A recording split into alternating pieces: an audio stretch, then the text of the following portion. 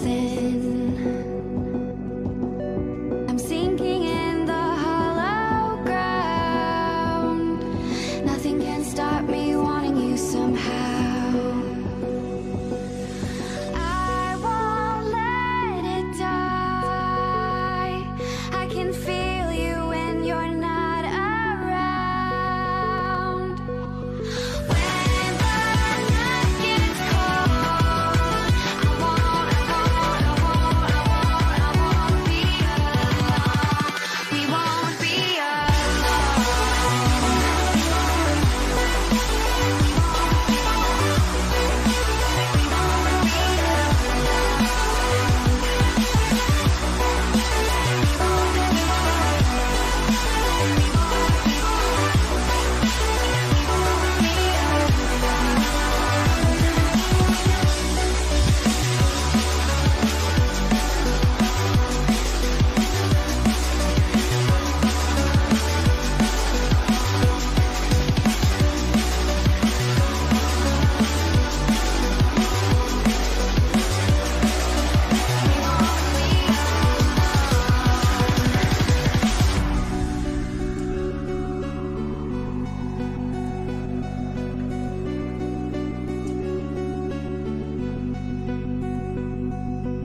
I won't let it die.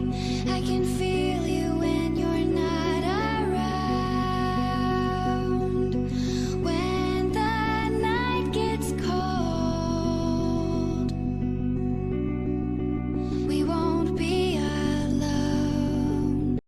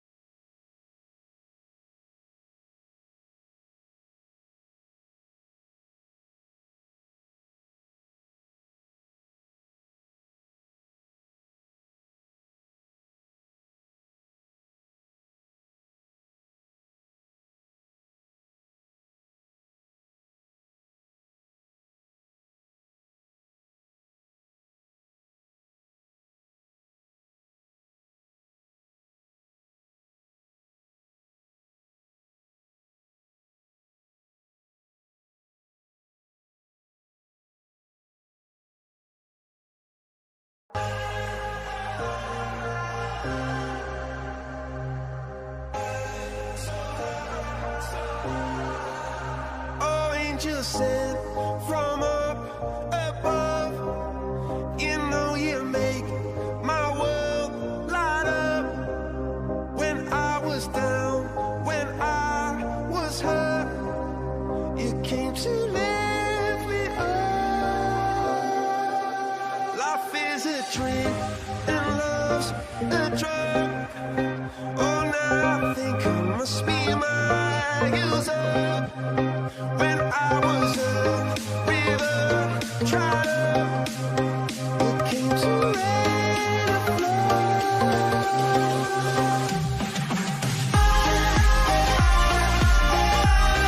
I'm feeling drunk and high, so high, so high.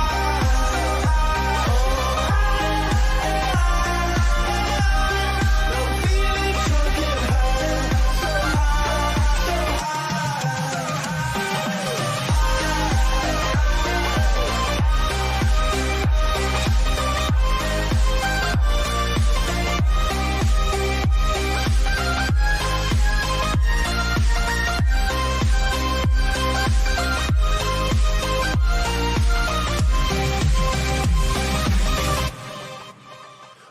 angels sent from up above.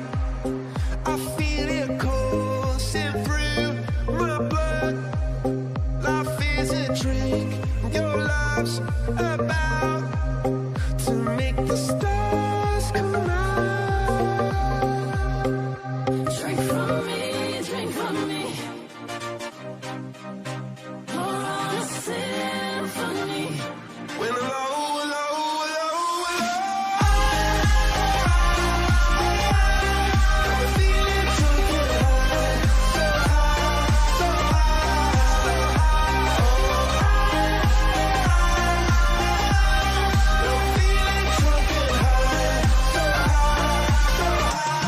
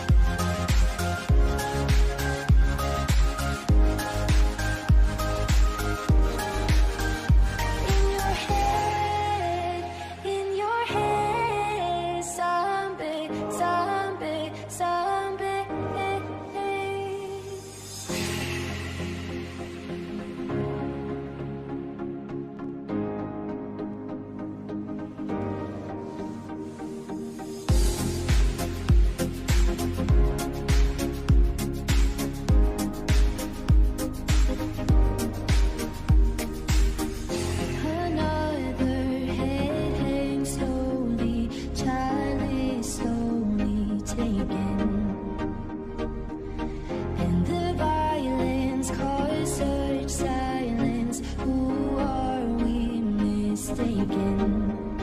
But you see, it's not me, it's not my family. In your head, they are fighting with their tanks and their bombs and their bombs and their guns. In your head, they are crying.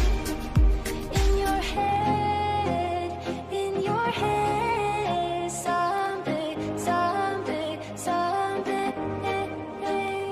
In your head, zombie, zombie, zombie. What's in your head? Zombie, zombie, zombie. In your head, zombie, zombie,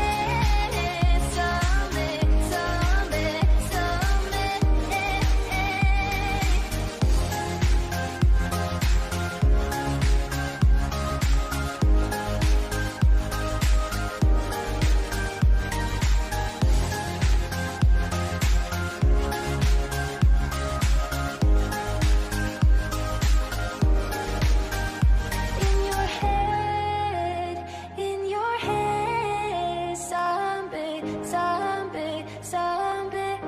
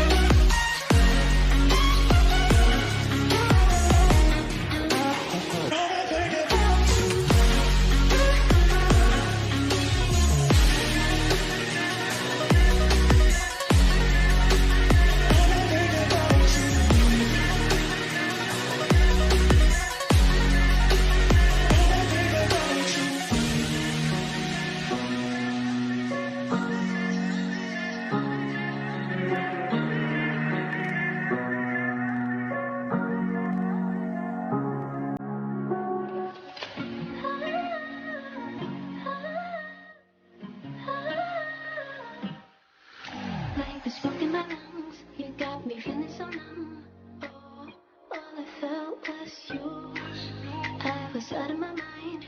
You were killing me inside. Yeah, I know that truth.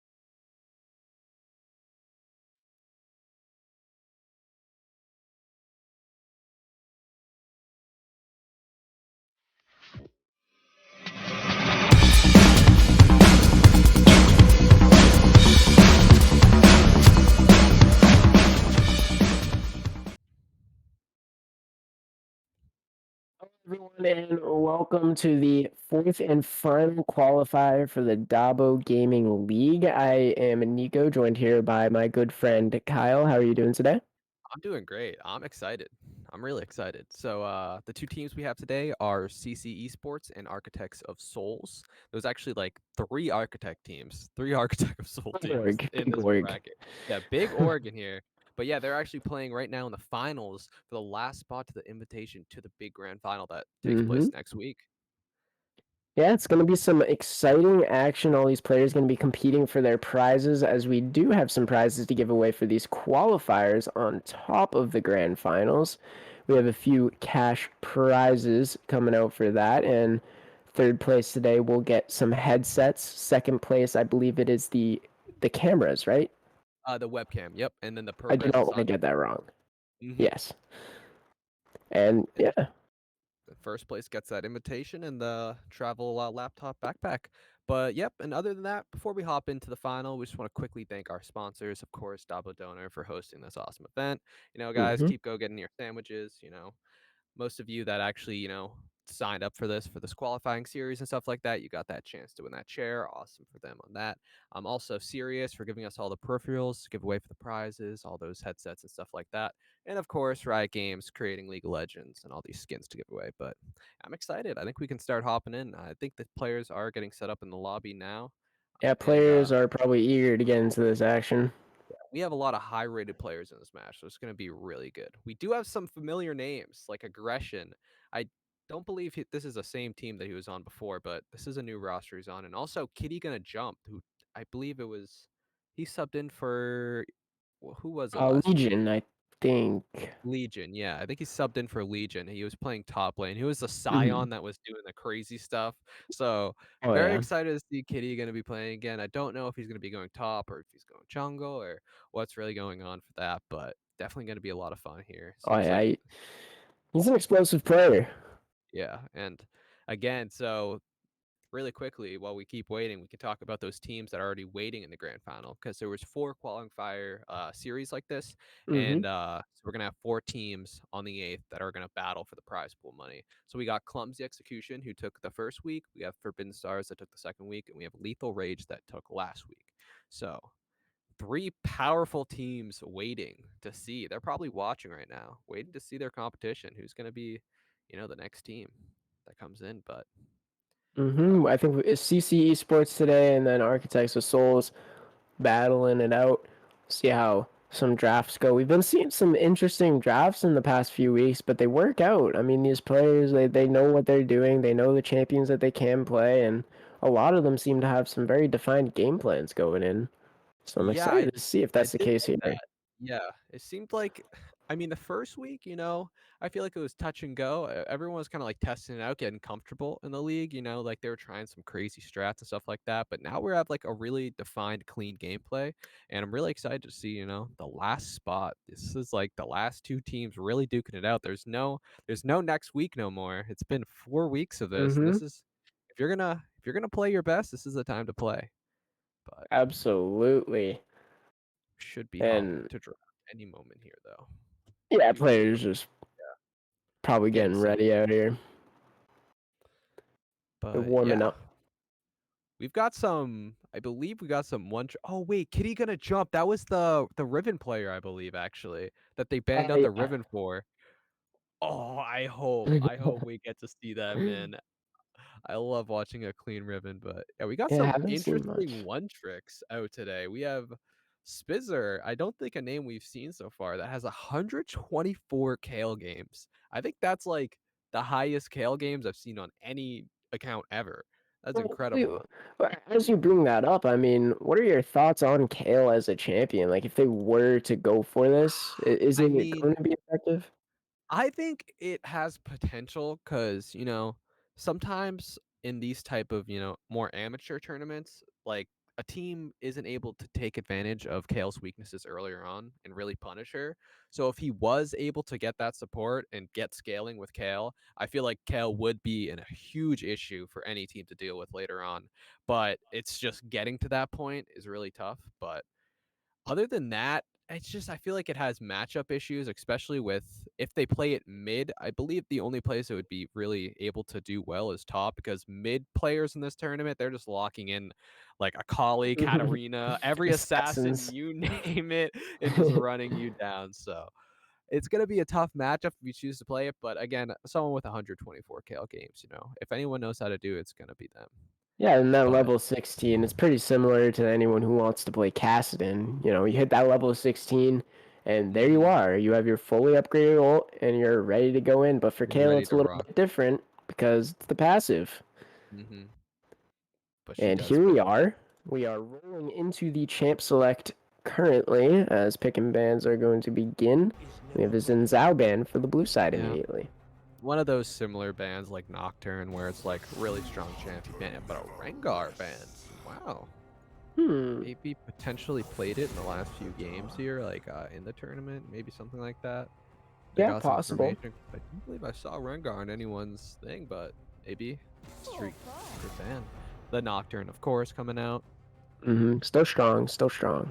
In Fiora, I feel like that was the Kitty faced the Fiora last week and was struggling against it. So I think there's banning it out, trying to be like, I don't want to deal with this, no matter what you pick a fight. you can't win. Ooh, in the set ban. That's a good ban because I think we did see Kitty play that before he pulled out that Scion game, and the team he was playing for, Legion, was probably Yeah. the best set in the tournament at the time. But as we roll into the picks, we have a lot of jungler bans. We have 4 total jungler bans. Yeah. And I was gonna say Gwen is wide open here. I think you just scoop that up as any top laner would just be salivating at the mouth to play that champion. It's just so free. It's so hard to punish. You just really get to take advantage of all that champions. It did get Interesting. nerfed. So what's It's it early. nerf about? The E attack speed that it gives was halved earlier. It was at 40%, now it's at 20%. So that Okay. early game pressure is no longer really in her arsenal. I remember before players would just sprint down the enemy top laner with that E because it gave you so much attack speed. You Yep. get so much value out of Conquer.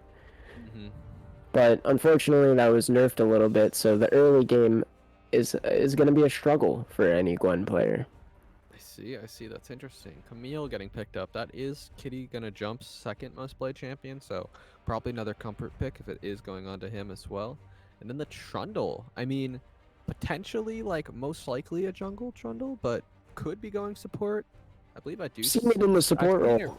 Yeah, I've seen it recently in the support role, I believe. So, you know, Hmm. just a solid champ. That R ability is insane. Mhm. Any tank becomes butter, and you can just chop them up. Gotta love it. But also, it's a pretty strong counter towards Gwen because not only the pillar to slow the movement speed, but on top of the Q to reduce the attack damage. And it may not seem a lot on an AP champion, but it affects it. True. And Graves getting picked up. I mean, we've seen it before with these high elo players. I think it was the first tournament that a Graves just 1v5 the whole thing, just tearing it up one game, and it's Oh, scary stuff. Ooh. okay, so Optic another turret destroyer. Okay, yeah, switching it up. We saw last week that the Ziggs was insane. I mean, incredible. Bomb Especially and with the people. Camille, you just Camille out someone, just throw that all and just. Oh, I would have liked to see that. Yeah, that would have been a good combo. I think I think- Varus wouldn't be able to survive that. No, definitely not. One R and then one auto from the Q from Camille with the Ziggs ult. It's going down. The Thresh ban, okay, potentially worried about bot lane. I'm This guy curious to does see have- if they want to take out Galio. I know Ooh, that a is lot of people true. don't do it anymore, but I think it's still viable if you do Camille Galio. I do agree with that.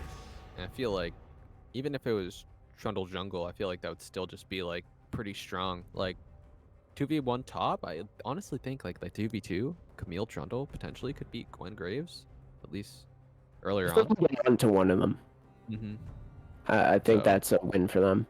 Especially with the Galio being able to ult over. I mean, definitely interesting here. Going with the Kassadin ban.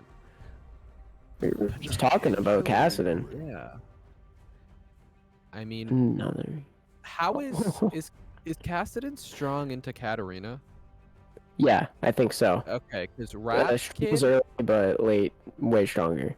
yeah, Rap Kid is a Katarina player. He has like 134 games on it, so potentially looking to try to get that, maybe. I would love to see this Braum come out. Yes, Braum's so good in this Ooh, game. You have Gwen, wow. Graves, and Varys. That Unbreakable is going to get a lot of value. Yeah. And you got Trundle, Tristana, Camille. Like everyone is able to proc your passive so easily on every target. Oh, it's gonna be easy. Really looking good for them. I do like this draft so far. Let's see what they're able to pick up over here, though. Yeah, CC Esports saving their mid pick for their last. Rakan picked up on the support. I see that a lot into Braum. Sort of a support, not skill matchup and not counter, just kind of even in a way, but Mhm. really strong for team fighting. Oh yeah, Rakan, incredible for setting up these engages. I Mhm. feel like it can at least deter the like Tristana level 2. Like at least you can knock him up, dash away. You can try to peel this virus earlier on to try to survive. And everyone deciding with the Silas. Silas. Okay. I like the ultimates. You got some pretty good ones to choose from. Trundle probably being The your main main one. one, or Braum, Yeah. one or the other.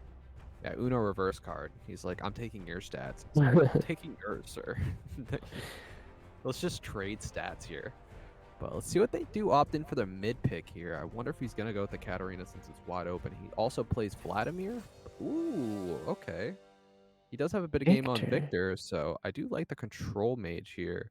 I feel like he's going to be able to move around these fights. Also, an auto attacking champion, like he does that Q auto, going to be able to proc this Braum passive as well. So very interesting.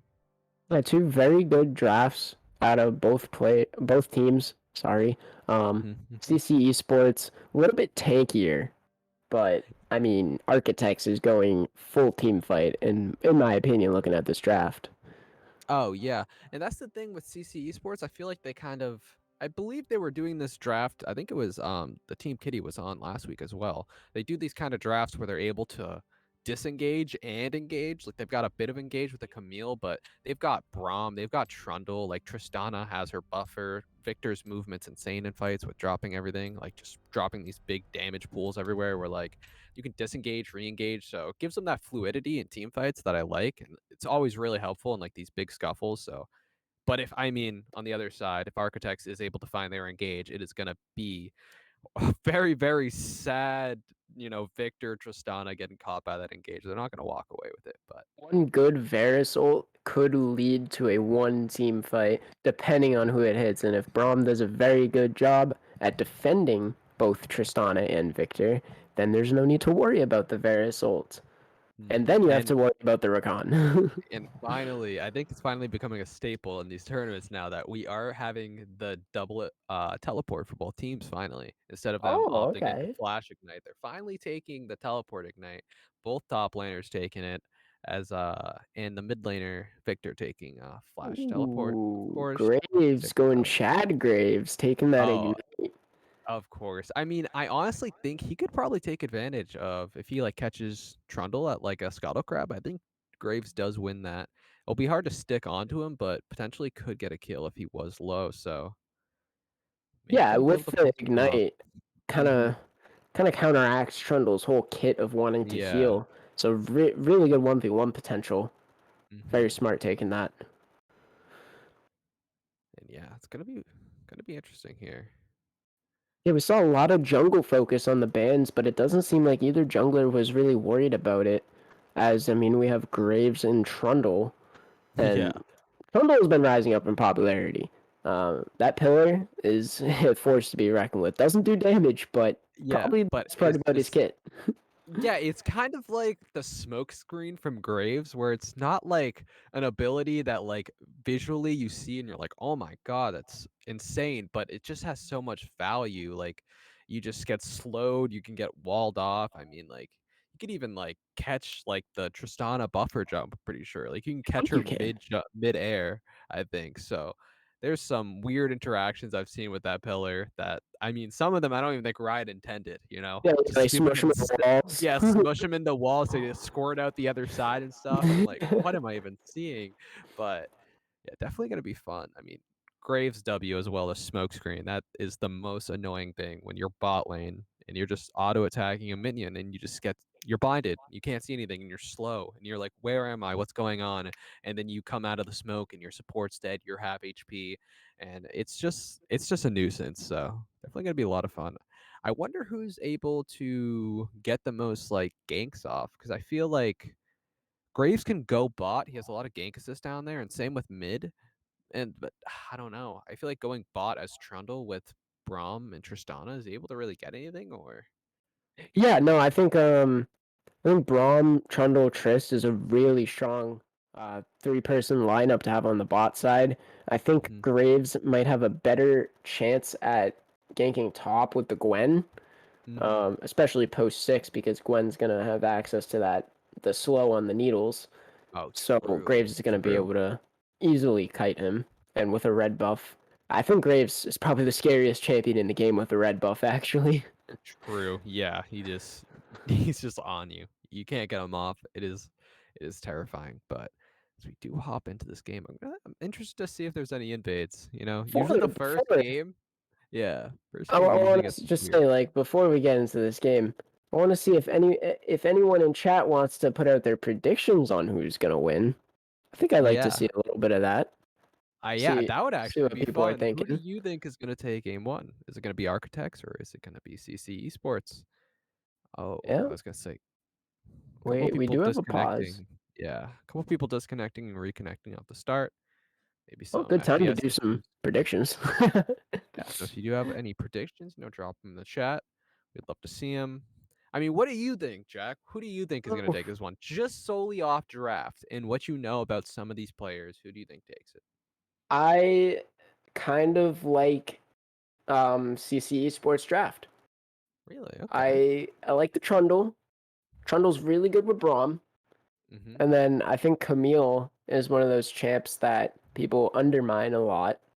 It actually went for the Conquer this game, which isn't generally seen, but I think Camille is still one of those crazy lane dominant champs. So Yeah. I think it's going to be a lot of topside focus. Okay. I And respect that. I give it a CC on the draft so far. On draft, I gotta agree. I think CC have the better draft, but knowing aggression on the other side on that virus, I've Mm-hmm. seen what he's able to do with it. If he gets ahead, he's gonna be a problem, man. So I think it's up to that. It's either, if the game goes late enough with aggression not being as like a big power pick and having a big lead. I feel like it's probably gonna go to CC Sports just due to draft, but you never know. Also with the Graves, I could just get out of hand and all the lanes doesn't even matter anymore. But see what they're able to do. It seems like they're going for just a standard start, no invade. A very basic 5 point. There's a little slow if they would have taken advantage of that, which they obviously cannot see the enemies, so they would not know. But Mm-hmm. yeah, I like this from Mock Dog, actually, the Trundle player. He dropped that ward back, got the red trinket. I love seeing that from junglers. Not Yep. enough do it, so very smart. Very, very smart. And is that a ward? I think that's a ward from, yeah, red side. That's spotting out the Rakan right there. Oh yeah. They're 'Cause actually able to have vision on that. we have the Fog of War set right now, so you can see what's Yeah, a happening. little Trundle's ward on starting the top. Raptors there. He's gonna end on the bot side. I don't know how much he can get done super early. If Bomb can land a good Q or something or another. Mm-hmm. As yeah, minions start rolling out. Both junglers starting off their camps. We might see some early action Ooh, bot. I was gonna say Tristana throwing that E, but the trade going back. I mean, honestly, going to the side of aggression and lone down there, really winning that first level 1 trade, and that's weird to say for the Tristana Braum lane losing level 1 trade. That's kind of crazy, but Mm-hmm. oof. Generally do not see that one. Yeah, okay, yeah, so yeah, Glenn used to be able to just run at the enemy top laner early no matter who you were, but can't do that anymore. That was really weird. The knockup didn't go on to Yeah. Tristana. That was very strange. But I mean, good trades going back and forth. We got to see a bit of it in the mid lane where you know, Victor versus any melee champion, you know, really gets to just abuse him. Level 1, level 2. But actually, Spizzer getting a trade back here, finding the E on him, and that's really what he needs. Conqueror healing him back up. That's I good can't for do him. much in the cooldowns, but almost went in the way of Spizer there. Sai was such a strong champion, Yeah, incredible. You gotta love him. despite his bad laning. Extremely strong. As we have a stacking wave coming from Kitty. Let's see if he's able to stack it anymore. Those are some good trades by Ineffable, but Oh. Kitty going in. They It might be a both do one for have one that here. ignite. Oh, Kitty might heal. Oh, and the range minion gets him. Well It's a played one by for both one. players. You know, 1-for-1, both used ignite. You know, not too much going to be get from that, but you know, just testing each other right there. You know, I do like Both to see that. instant teleporting. Oh my God, Kitty going for the Bramble Vest though, right off the rip. I like that. Oh, catches the Tristana. She's dead. Ignite. Oh no, heals up. Oh, heals out. Oh, Bars going for it. Imagine if Bars flash there. Flash Q got him. That's some good trades there. That's huge for this bot lane. Mm-hmm. Getting that Getting those sums. those summoners. Graves able to potentially find something. That's big.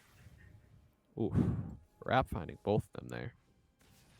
And I think Trundle's able to get that Scuttle Crab because Graves wanted to walk away. So yeah, he did manage to get that. Graves probably going to trade out the bottom Scuttle. I would like to see him do that because it doesn't look like Trundle wants to get the double Scuttle. As he's just going to go clear his last camp, go back, and probably spend his money at this point. Yep. It's gonna be interesting to see what these junglers do choose to do here for their first, you know, their first big play on the map. So Kaiser's getting punished. yeah, that just seems rough. That does not look fun. No, I don't know who wins the raw 1v1 in these. I mean, we did just see a 1-for-1 trade. So, kind of leads me to believe that the top lane is just entirely a skill matchup or based Yeah, on whatever happens. Yeah, it seems just like a bloodbath where it's kind of just all reaction based, which has definitely been a lot of fun. They're just duking it out. They don't even care about jungle pressure. They're just like, nope, not getting ganked. We're just fighting. Who cares? Oh, but Trundle able to get a read on the Graves here. But oh my God, Trundle getting destroyed. Kitty trying to go in on Graves, but I don't think he's gonna survive this. No, a he's flash. actually going to dove under the tier 2 turret and an ineffable love picking up that kill. Or And actually, yeah, and Victor didn't have like any health or mana, so he couldn't teleport to the tower. If he got that, if he had the beautiful timing, back timing, where he got to back and teleport back in, that would have been incredible. But not able to capitalize on it, unfortunately, there, and that's gonna be pretty big for the side of I think Architects, right? yeah, Architects is on blue side. So we're having, I think, some technical difficulties here. No worries, though. No worries. We'll though, get but back to the yeah. game in just a moment. I mean, now that lane for Gwen is probably going to get a little bit easier for, you know, probably going to get a bit easier, a bit unlucky for Trundle too, wasting some time there, but we'll Very see. smart of them to swing that into the Gwen's favor. It didn't get the first blood gold as Camille managed to get that first blood gold. So I like the return gank from the Graves to really solidify that lead top. And it looks like we might have some action going on right back into the game. Bot lane creating a farm lead as well, you know. Aggression and Alone here doing a great job, but Trundle making his way into that bush. I believe he was spotted out though, so That mist is so strong on Gwen. Grants her so many stats. Oh, Trundle. Maybe gets a gank off, but not quite. I think he's actually able to do the dragon, Mm, but he's not gonna. And it's a Sunder build, which I really like to see. Kitty gonna jump, not getting that second part of the Q. Has to ult the Gwen, but it's just gonna fall in the 101. That Bramble Vest, not used for offense, more of defense, and gets taken out there in the 1v1. yeah, Big and solo kill. Ineffable Love didn't even have to use Ignite as well, so able to hold on to that Summoner for the next fight coming up. Definitely a huge look for him, but oh, wow. Rap Kid able to take up a kill on Spizzer as well. I mean, kills going back and forth. I mean, you definitely love to see, the lane looking well for CC in the mid lane there, at least, with top side kind of falling apart, but ooh, The Victor is probably going to be the main damage dealer of this game as far as AP goes. Is the only AP champion on their team. They drafted triple AD, so he has to be ahead in order for them to even have a fighting chance in this game. and luckily it seems like bot lane's kind of catching up a little bit, They're not at least, Buffer. dying, but yeah, good buffer there, not getting caught that time. Yeah, and we did see earlier that the Rakan W can catch that Tristana in mid jump. So Yes, but also it does seem like Aggression's going for the lethality build again, which he went for last time. So no on hit again, or AP. AP's always I haven't seen any on it or AP various. It's always the lethality, but it is the strongest build. So without a doubt for sure the strongest, but he does seem very comfortable on this pick. So gotta be fun to see later in the game when he's slinging these huge damage Qs. But yeah, now another could be a stacking wave. nice W. Good block by Braum though. But yeah, I want to Kitty see gonna a top dive. I was gonna say they should definitely go for Kitty here. I feel like he's a very weak part of the team now, and could easily go for a dive, especially if Silas roams up as well. Makes it a lot easier for sure. Yeah, definitely gonna be interesting. Yeah, and I mean, while we have a little bit of downtime, we can talk about plans moving forward for these two teams. I believe we saw Trundle on the bot side, maybe looking for a gank, trying to get that early dragon. Mm. Yeah, So I we'll see feel if like that play comes about. I think at this point it's really just for survival for CC Esports. I think the longer they kind of just draw it out, even if it's like a 2K, like 1.5K gold lead. Oh, but dive coming out. Trundle there to match it.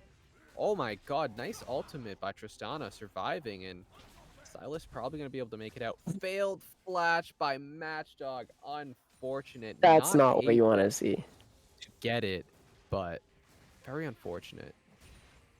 Might have been another secured kill there if he does land that flash. I wasn't sure if he had the pillar ready and available, but if he did, might have been devastating for that Silas. Mm-hmm. But unfortunately fails the flash. They will be happy to take this dragon at 10 minutes into the game. Does seem like, yeah, picking up this dragon's good for them, and they're kind of doing what I'm saying. They're kind of just surviving, as I was trying to say. I think the later the game goes, this composition is just going to be better all, like, good at team fighting in, like, any type of situation. Like, they can disengage, engage. They can do whatever they really want with it. So I think later it goes, the better for them. But if it keeps happening with this Gwen getting a huge lead along with this Graves, it's going to be an issue for the side of CC for sure. As they can try to already pick up the start- Rick Herald. Yep, they're going to be posturing for this one. They are on vision. They do smite it away, though. No contest coming out from CC Esports. But what I was going to say is you can already start to see those CS leads build in the lanes that are winning. Camille falling 20 farm behind Gwen. And then on top of that, the mid lane, the Victor is up about 15 farms. So that one is already starting to rise as well. Mm-hmm. And it's just leads across the board. And also Graves picking up like almost a 20 as well on Trundle, which is definitely a bit scary. Like this Graves, as we talked about before, these high elo players really just able to carry hard with this champion. No matter how, bad it may seem and how much they nerf it, they still somehow pull it off. But I did say that only the E was nerfed. They have not nerfed any other part of her kit, which is a little unfortunate to see, as the Q is probably her strongest part, as they're gonna duke it out here in a little one-on-one, but Kitty not able to get that second part of the Q off. Yeah, Kitty kind of being aware that he's probably not going to be winning any fights soon, so definitely trying to take more just trades under his turret, farm up, which is good to see. Just trying to take in the Gromp there. Actually pings on it. They were so aware of that. But oh my god. That's a big gank coming out. Oh, another fight coming out in the bot lane. Rakan comes in. Got the ignite off. He's going to go down. Braum not able to get back onto aggression here. And Graves coming down. That is so unfortunate for the bot lane. 2 ganks going out on each side of the map there. Just causing havoc. I do believe Graves has the Herald. So if they want to literally just drop it, and they are, to get these platings, this is going to be huge. Yeah, Trundle has to do something here. Mark Dog, he's not causing anything on the opposite side of the map, which is generally what you want to see from the junglers. The entire top side, it's being pinged by blue team. You can see Architects. They're curious to see if Trundle's there, but he's too late. And a TP comes over from Kitty, not going to be able to get anything done. Aggression has too many teammates surrounding him, and he's just going to be taken out. Nice flash by him to dodge that, and they are just going for the dive on Rap as well under turret. I don't think Ineffable can survive another turret shot. Oh, nice flash, but oh, God, Ineffable able to get the kill as well. Braum, oh my God, Braum and Matchdog able to find Spizzer here, but Spizzer is just healing. He doesn't care. He'll 1v2 both of you. Yeah, he has those lucidity boots. Yeah. Okay. No, that arrow didn't land. And it is becoming very scary for the both of them. I mean, Ineffable love just with this lead on Gwen. I mean, this is why you see it banned all the time in all of these games, man. This champion is terrifying to deal with. So, and that's not what I wanted to see from Architects, or that's not what I wanted to see from CC Esports right there, because I was talking about how when you make a play on the bot side, or when the enemy team's making a play on the bot side, you want to transfer that into the top. And they did not do that. They went bot to try and salvage the play, but they were just punished in the end. Well, Kitty has a little freeze here, though. Oh, maybe trying to get the shutdown on Gwen. I like this. Level 10 versus level 10. Trundle's here. Yep. No pillar available, I don't think, right now. Nope, drops it. This might be a... Oh my God! Double kill. No, he doesn't get away from Rap as well here, right? I think he does. I'm scared he might turn this, man. Oh, No, and the ultimate comes the out. ultimate. It does get taken. Huge shutdown. Wow. Huge 2v1 there or 1v2 by Ineffable there. Incredible gameplay. They're actually looking for the dive here. Oh my God. Oh my God, he wasn't able to throw the Q out. The Braum ult canceled it. Oh. Braum almost getting dove under his own turret. I mean, this lead is looking insane. Spies are coming in to get that flash out of Braum, and it's slowly just crumbling. All parts of the map here for the side of CC. I mean, Architects just really taking advantage of every lead they have right now. Mm-hmm.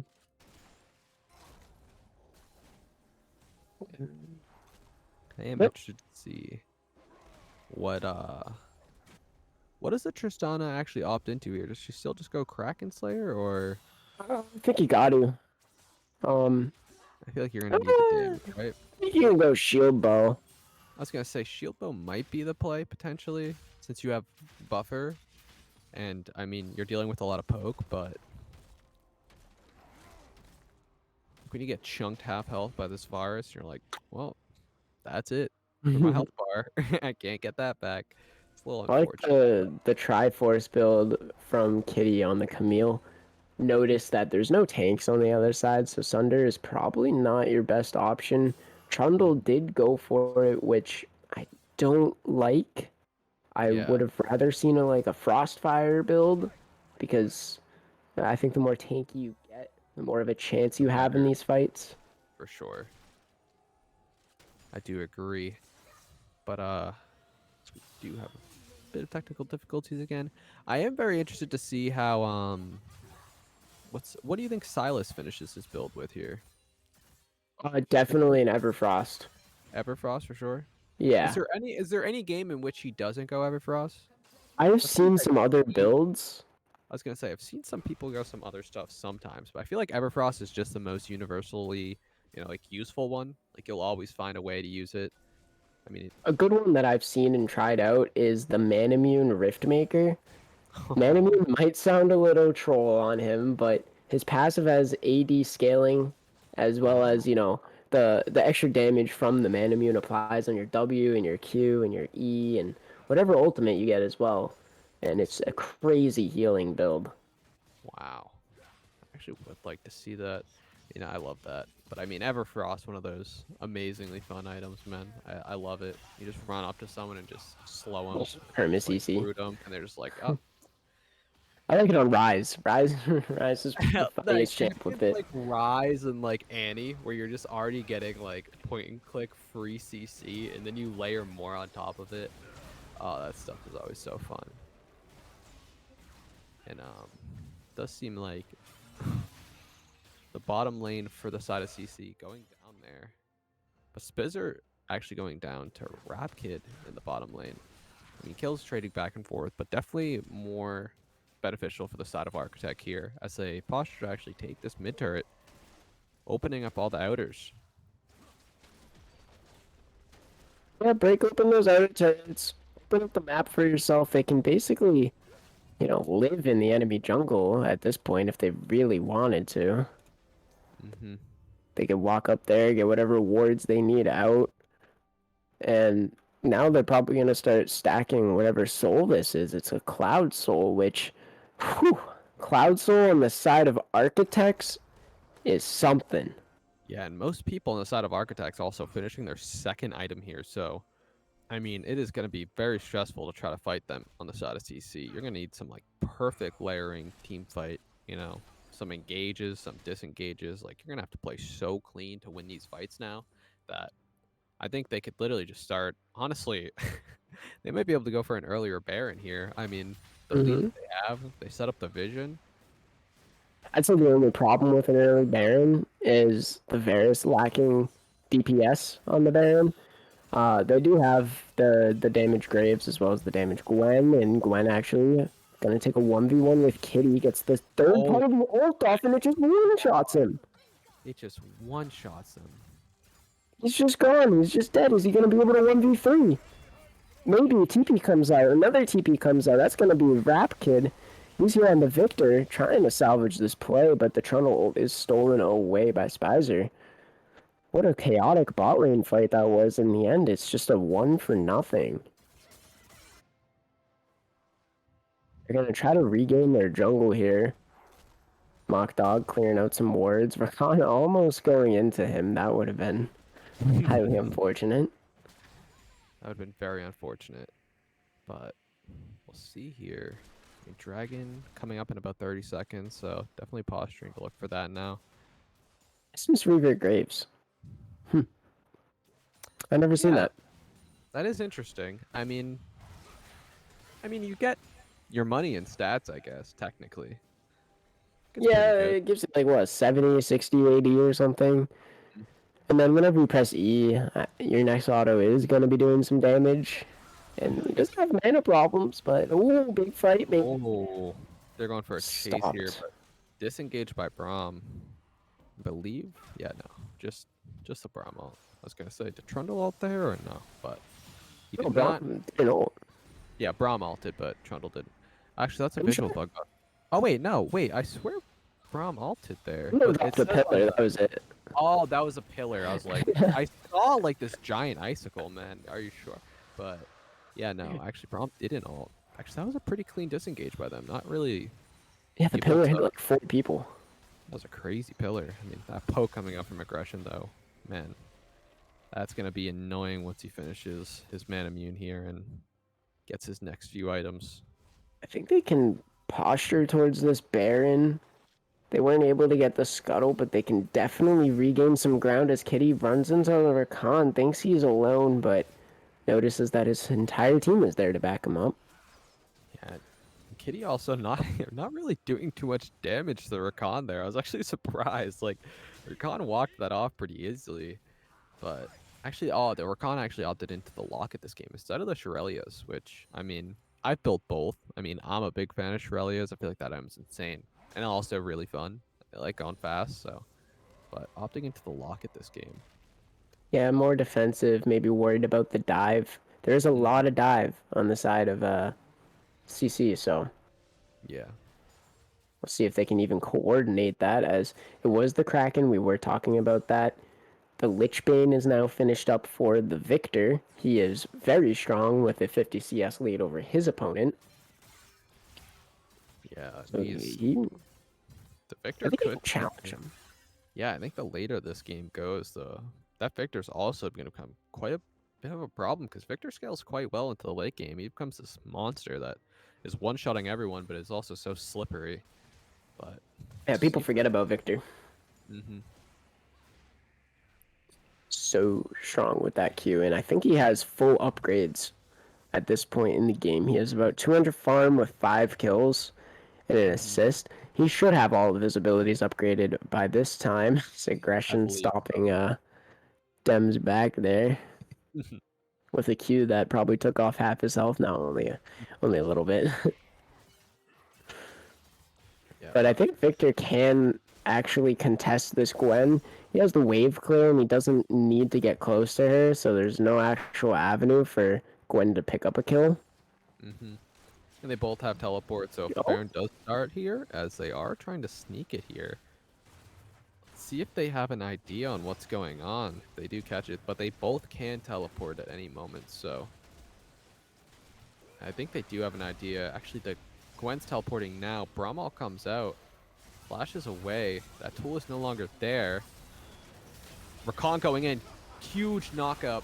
Oh my god, Ineffable just chops him up. I mean, Victor trading one back, but aggression flashing on him, getting that kill. And Dem changes his mind pretty quickly there. And it's gonna be cleaned up. insane fight. That was crazy. The Rakan picks up 3 of them into the ult plus the W combo there, and that just Yeah. allowed Ineffable Love to get so many needles throughout the entire team. You was- saw everyone's health bar go away. That Gwen damage, man. I haven't seen something like that in a long time. Just Yeah. deletion by just one champion. Insane, you know? But that was a huge and great engage by Lone. Very, very impressive. And almost turned there by Rapkid, you know, doing insane damage. But unfortunately, like, after an engage like that, it's going to be really hard to win a fight. And unfortunately, Dem, you know, trying to W in, changing his mind last second, wasting his flash there. So not going to be able to have it for this next fight. As the Dragon Next does. fight. Yeah, the next fight's gonna be pretty soon. I'm pretty sure Architects is gonna want to try to push this Baron, as they did manage to get it, so they're probably gonna set up in the mid and bot wave. I'd like to see them play 2 waves. They do have a teleport, but I think 2 wave is better for them. And they're having Kitty contest the Gwen. I want to see that swapped out by the Victor, as they're just trying to fix their wave states after that fight. Try to fix their game plan. I mean, we do have 2 items completed on Tristana, so she's gonna start doing some damage. Probably not anything compared to the Varus with 1 whole extra item up. Yeah, this Varus is a monster right now. I mean, the Silas just does what he needs to do, you know? He gets some CC out in the fight, he steals a couple ultis, throws them out. Now, him not being a huge threat right now, but still just able to have enough relevancy where the Victor doesn't just completely outshine him. But it does seem like they are looking to try to get this bot turret. Luckily, Victor's wave clears we talked about is pretty insane, so it's going to be tough for them to get big chunks out of this. Yeah, but the Baron, I mean, gives it all that MR, so Victor's not actually able to wave clear to his best potential. Ooh, big Varus, so this could be a huge Oh fight. my It's a god, massive big W. That was There's- huge. Leaned up under turret, you know, 3 kills. Oh, wow. Insane. Yeah, I think that's game over right there. They have the Actually, Baron, they're going to be able to they push. I believe they should just be able to end through bot here. And it does seem like they're able to clean it up. Architects of Souls, you know, picking up game 1 in the finals. Fountain diving right there. They don't even care. Patenting the stats on Rap Kid there. Wow. That was good. That was really good. I'm actually really impressed because both of us at the start of this game were just screaming, like CC have the better Yeah. draft. They should take this game pretty easily, but unfortunately not able to do so. And and Kitty, our star player from last week, struggling this week. You Maybe you know, should have picked up the Riven. It wasn't banned. Riven was that is true. Riven wasn't banned. Scion wasn't banned. That's all I'm saying. Scion also Is wasn't. I don't know how Scion last week? Scion isn't a Gwen. All I'm saying is Scion. He also picked, I think it was Renekton last week. So very interesting. He opted into the Camille comfort pick, but I mean, leaving that Gwen open, it's going to be really, really, tough. But they are going to switch sides for this game. So I mean, Maybe they'll be able to take it away I or was gonna ban say, it. I don't think the Gwen gets through again. Like I can't see that. But that Victor, like although they lost, that Victor is something that's bannable, I think, in my opinion. Oh And yeah. that's not even remotely. That's his like fifth or fourth most played champion. So like, I mean, him seemed to have a champion ocean here of champions he can play at a really high level. If that's his like fourth or fifth, like you're gonna have some problems. But to do hop into this next game, I'm looking forward to seeing what they do opt into doing. I mean, other than that, like, what would you like to see different in drafts here in this next game? More strong picks because yeah, we were super CC like or no, yeah, we were super with CC esports with their draft with the Trundle and everything, but Mhm. I think picking stronger champions in general is going to be the way that they'll be able to win. The Gwen, too Mhm. strong in lane. You need to pick something that can actually contest the Gwen if you want to let the Gwen through the draft. We see a lot of Jaces picked into it, and that seems to be one that works pretty efficiently. Yeah. And just not picking champions that are there, kind of.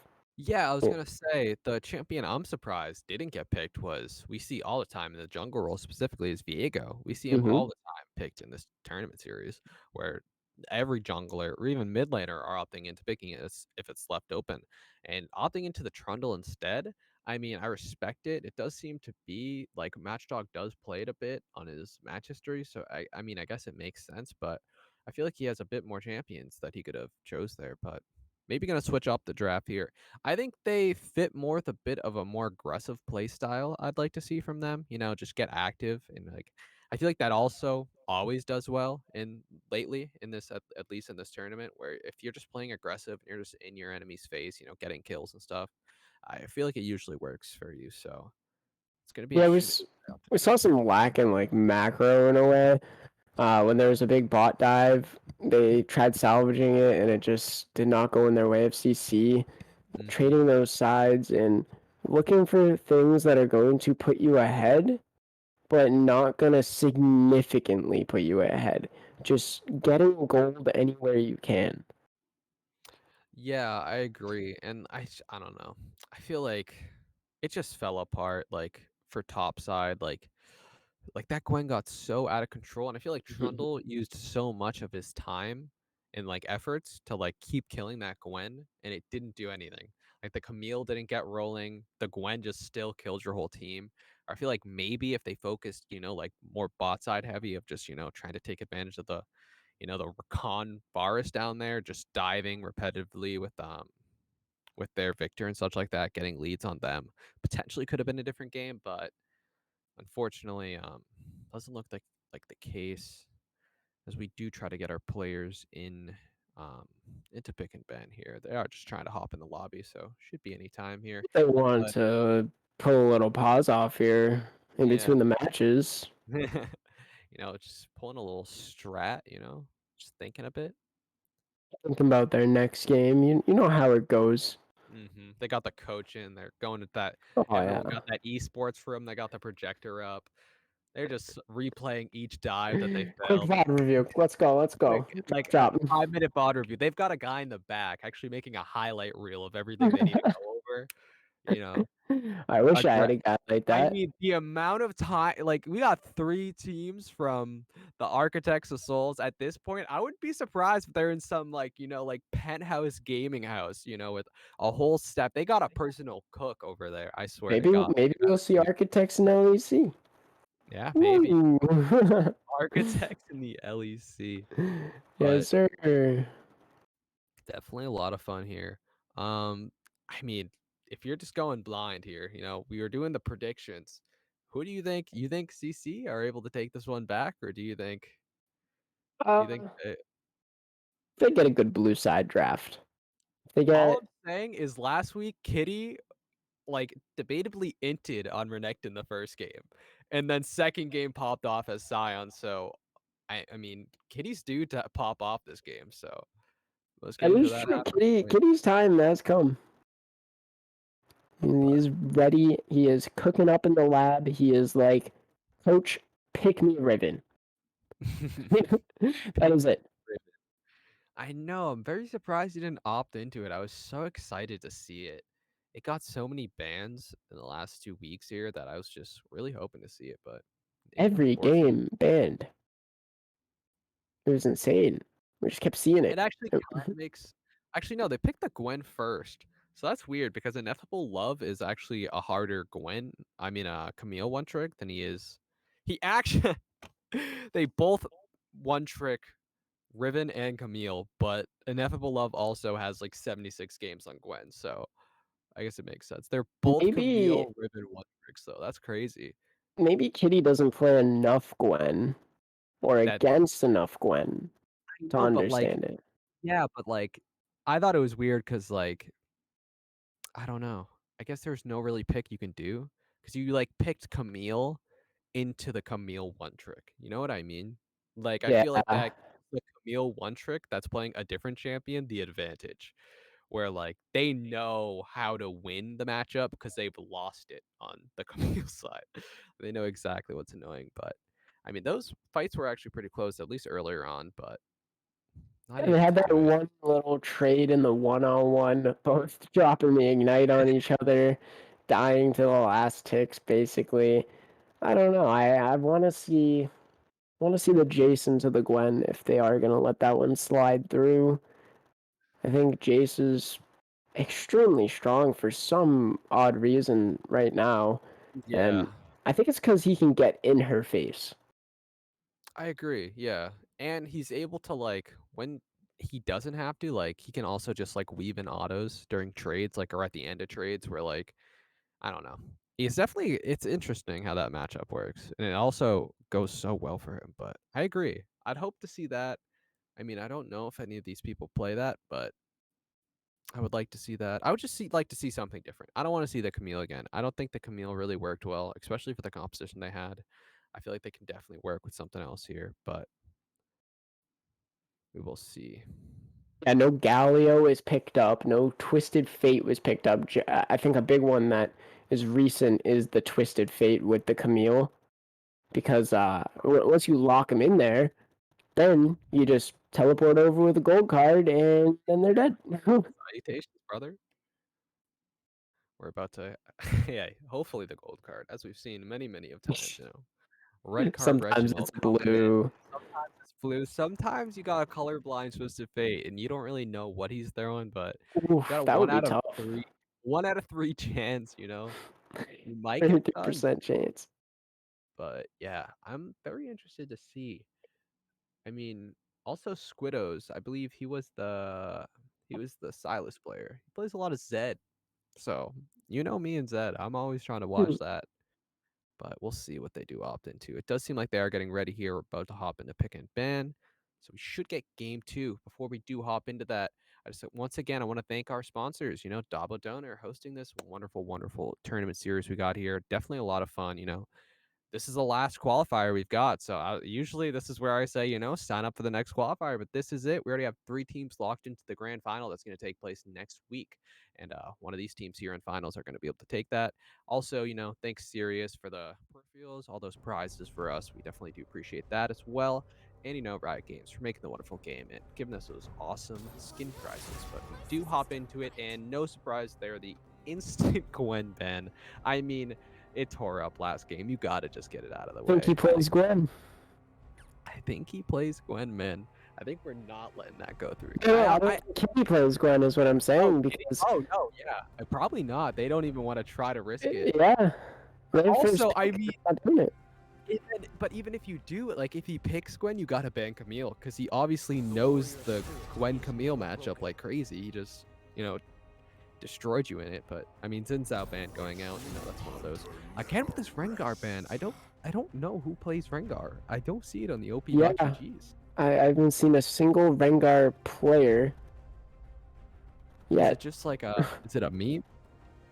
Very I don't know. strange. Maybe it's a counter to what they want to do. Yeah, maybe. Well, let's see what if any bans changes on red side here. I mean, the Victor potentially, like, I would respect the Victor ban. I think it would be good. Nocturne, again, one of those staple junglers that are really good. And the Diana, again, one of those. Especially last week, we saw Diana absolutely just, whatever team had Diana was just winning. It was crazy. She's so strong right now and is probably not going to get nerfed. Yeah. We will stay relevant for a pretty long time. The Nocturne ban still probably more towards the top mid, but has seen a lot of jungle play recently. And then the Thresh ban, again, just to round it out. Safety pick right there. I mean, that Lantern. They're actually going to first pick the Varus away. Taking the Varus away from aggression. I It's going to be don't interesting like that. because I was going to say, this man had like a champion pool. Like, this guy didn't even have Varus. He had like 15 games on. Yeah. He plays like 155 Kai'Sa, 89 Jhin, 64 Ashe.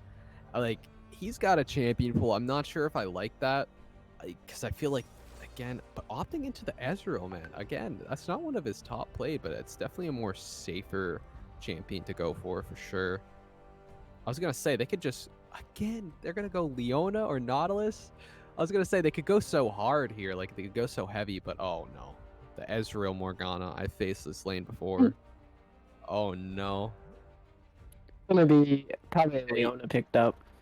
Yeah, I believe he does play a lot of Leona. And that's why I don't like the Varus first pick, because you're already giving away your AD carry. And like you said, AD carry is a role where you can throw any champion in there, and aggression, we've seen him play multiple different champions. So they have no problem just solidifying a super strong lane. And yeah, I mean, Ezreal's a more safer one, but I'm surprised it didn't opt into like the Kai'Sa or Jhin that he has so many games on. But at least in the most recently on his matches during the oh my god, I hope that's Kitty on Tom Kench, man. Yes, This man is putting out all these meme picks, like the Scion. I love this guy, man. I really hope. I hope it's not Bear Top. It better be our boy Kitty, but that is a very, very awesome pick. That is hype. So it's also extremely strong right now. I'm not sure how much Tom Kench you have seen, but it is a flex pick. It can go mid, it can go top, Wow. and we've actually seen it support a few times in professional play. Not as viable, but is still there, kind of like a Leona Nautilus type champion. Like, yeah, you can't eat your AD carry anymore, but it's still extremely strong. That yeah. W ability. It is insane. So, gonna be interesting. I mean, they took the Fiora as well, which is constantly banned, but they do ban out the Victor. I They're like respecting that pick. Yeah, Rap Kid, insane Victor last game. So. You might as well respect ban it. It did pretty okay. The Kassadin ban again. I think Rap Kid's champ pool is just awful against Kassadin, so they're just like, let's just not deal with it. And potentially maybe the mid laner on the other side. I didn't see any Kassadin, but maybe, they know something we don't. They heard about stuff in bracket. They were like, hey man, he's playing that in bracket. You gotta ban it out. They know more than us. But let's see. LeBlanc ban, okay. Yeah, I don't know how much Rapkid does play the LeBlanc, but LeBlanc is it's almost like a control mage assassin in a way. You can one-shot people, but you also kind of play like a control mage. Yeah, where you can like kind of maneuver fights and be a little more safe, and no surprise there. The Graves ban. Graves was an issue last game, and able to just take it off the whole board there is really good. Very interesting. A lot of target bans and Enough of a love He he likes playing. I forget what champions it was, but it's Fiora and then someone else is that he plays. I think Ineffable was Camille, Riven, and Fiora, I think. Oh And then yes, Gwen. yeah. So I do like that Fiora pick. It's basically AD Gwen when you think about it. Yeah, And the literally. Hecarim is very, very strong in this comp. If Leona gets that engage off, Hecarim can follow up immediately with Ezreal just doing his damage from the back. Oh, I was gonna say Rap Kid hovering the Katarina for a sec. That's his most played champ, but opting into the more control mage again with the side of Oriana instead of Victor this time. And Oh, I've seen this one before. It's the Oriana Tom Kench combo. I don't know if you've seen it, but it is this is real? hilarious. Yeah, How does it work? Please ball explain. delivery. Oh, ball delivery. So You just- how Tom Kench W works now is it's a lot shorter range, but when you're in Fog of War and you cast it, the enemy is only able to see like the last half second of the ability. So you have Ah, just about like 1 second to be able to dodge it, and Oriana can throw on the ball, and it's essentially invisible. an invisible alt. That is insane. Yeah. Oh, Corky coming out again, man. Remember Corky last week? We saw Corky get like 15 kills or I something. do Absolutely remember tear it that. up. So, wow. But yeah, once again, it is 1-0 right now to the side of Architects of Ooh, Souls. they might And struggle. so, ooh, actually double? Almost like triple Triforce here, Yeah, I'm potentially looking at from. the comps, and it's a lot of AD from Architects. It's a I'm not lot of sure. tanky side from CC as well. Yeah, I'm worried about their damage. Fiora does do true damage, and then Corki has the mixed damage as well as the stat reducer. So I'm sure he has a pretty good idea on how he needs to play this Corki. We've even seen Corkis in the past build Void Staffs. Oh, true. To, get through those tanks and hit a bit harder with the magic damage. But we will see how it does go. I mean, it's gonna be interesting, man. Like Leona Hecarim's gonna be able to gank Varus easily, I feel. I mean, Alistar's pretty good peel, I would say, and anti-dive, but yeah, this is gonna be another bloodbath, I think. It's gonna be crazy. Yeah, if Alistar doesn't land his combo on both the bot laners, I think they lose that 2v2. It's one of those Yeah. cases where Ezreal's picked, and even if you land your combo on Ezreal, you're not going to be able to kill him unless you know for sure he doesn't have that E or flash up. Yep. He's too slippery. hmm But then it's also like unfortunate for the side of Leona Ezreal, where like I think if they land, even if Leona lands her E on Tavares, I feel like Alistar has enough disruption where like I don't think they'll actually like layer the CC and be able to get a kill. So like both sides can't pull the trigger, and it's just gonna be. I think it's just gonna be waiting for ganks, I believe, unless the Alistar decides to go in, but I don't see the side of Leona and Ezreal being like too, excited to go in on that, I feel. But we will No, but see. I think aggression has no problem at all just sitting there farming all game. Yeah, I mean, on the side of the Ezreal for sure, you just farm up. I mean, he's like a safer Varus in a way without the alt CC. I mean, he's just a safer poke champ, but especially with triple Triforce, they're just trying to potentially hit that power spike as quick as possible, you know. It might Probably be the triple Triforce. quadruple, potentially quadruple Triforce, actually, right?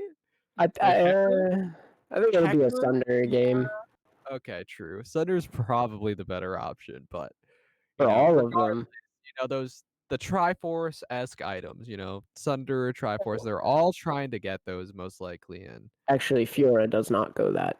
Really anymore? Fiora goes Gore Drinker. Oh, true, true. Oh yeah, and didn't we see a Fiora go like Stride Breaker last He time? did, They always yeah, yeah. yeah, Stride Breaker. So An interesting one. I mean, yeah, but let's see what summoner spells here. Fiora opting into the no flash Chad gameplay, going for that teleport ignite. Same with the Hecarim, going for, you know, Wait, Squados. Wait, is that the same jungler? Oh yeah, it is. I Yeah, think. yeah, Okay. yeah. For some reason, I thought I read Squados as like, Spicer. yeah, and I was like, did they swap? Why would they swap? He played We've so. seen it before. I mean, yeah, no, we have seen it. They do swap around like crazy. I mean, since we did the last game, we can do it this game as well. I mean, who do you think takes this one just off draft? If you were to call it. Ah, that's such a close call because I Mm-hmm. went for CC last game when they had the stronger draft. In this game, it is looking like they have the stronger draft again. Mm-hmm. So You gotta. I'm gonna have to go CC. Okay, I'll play devil's advocate. I'll play on the side of architect. I'll be All on their bench right. this time. But we'll see who's able to take it. I mean, I agree. I think both drafts are really good here. I mean, the side of CC, their draft is just so good. With the later the game goes, they're able to pick up those tank stats. But also, I mean, if if the side of architects gets a lead again, like we saw last time, it's gonna be a bit scary. But we'll see as we do hop into here. Any invades potentially? Leona could start E. He could get bold. Yeah, definitely. I mean, E or Q, either one. Flash Q, true. Seem a I'm bit of a actually, pause. DC's at the start of the game. No worries. We should there is gonna be a pause. finish getting into it pretty soon here. I'm personally gonna stand up real quick. But yeah, as this pause goes on, I know you can't hear me, but it's gonna be an exciting match. Both I these agree. teams, very good comps for what they want to do. They have an idea. They have an idea. They have a game plan. I'm s- I'm so excited to see Kitty on Tom Catch, man. I'm so excited. I It know, was dude. it Tom was Kench. so fun when he was playing the Scion last week. I'm so excited to see what he's got for us. I mean, it's gonna be a lot of fun. And it's kind Mhm. of weird. I mean, architects, CC have the hammer in their symbol, even though architects build stuff. They've got. I mean, they've got like this kind of like demon looking thing. So I mean, it makes sense like of souls, but CC. What do we are we confirmed on what CC stands for? Did we figure that out or no? It's just I CC don't think esports. so. All right, well. So yeah, Maybe I they think like crowd control. I mean, that's yeah. what it Oh, stands crowd for. control. Maybe yeah. Maybe it's crowd control. I mean, CC could mean anything. Don't you like CC someone on an email? Isn't that a thing? Where it's like, Yeah, yeah, yeah, yeah, yeah. yeah. So UCC. maybe who knows? But definitely gonna be interesting here. Yeah, I'm looking forward to it. The Tom Kench, man, this could be a lot of fun. Yeah, we have not seen that yet in any of these Tom, qualifiers. yeah, Tom Kench into Fiora though. I don't even know how that's gonna go. Like, is that Fiora favored? Cause like the true damage, but not able to like Yeah, beat the enemy anymore, right? So I think the true damage is too much, but I mean, whew, that Tom Kench healing is something else from that Q. that is true. The healing. Actually, I forgot about that. True. So we will see how it does go in lane. Man. Let's see if the Varus goes with the same build. He also is a lethality user. You never know. Taking that away from aggression, I feel is strange. I feel like that's a very strange take. Or I feel like, I mean, he played insanely well on it, like not downing his play at all. But I feel like he played well because he's a good player, not because he's abusing the champion. Like Hmm. he just played like an 80 carry would. Like you take that gameplay and slap it on another champion, it's gonna be like the same formula essentially. So, Same outcome. hmm Well, I don't know. We'll see. I mean, I agree. Taking a champion away from aggression is not the best idea, as he has a champion Ocean. So maybe it I backfires on them. wait. I need to translate this. I think someone is telling us what the CC stands for. Oh, really? Yes. Oh, it just means hammered. Oh, Oh, okay. interesting.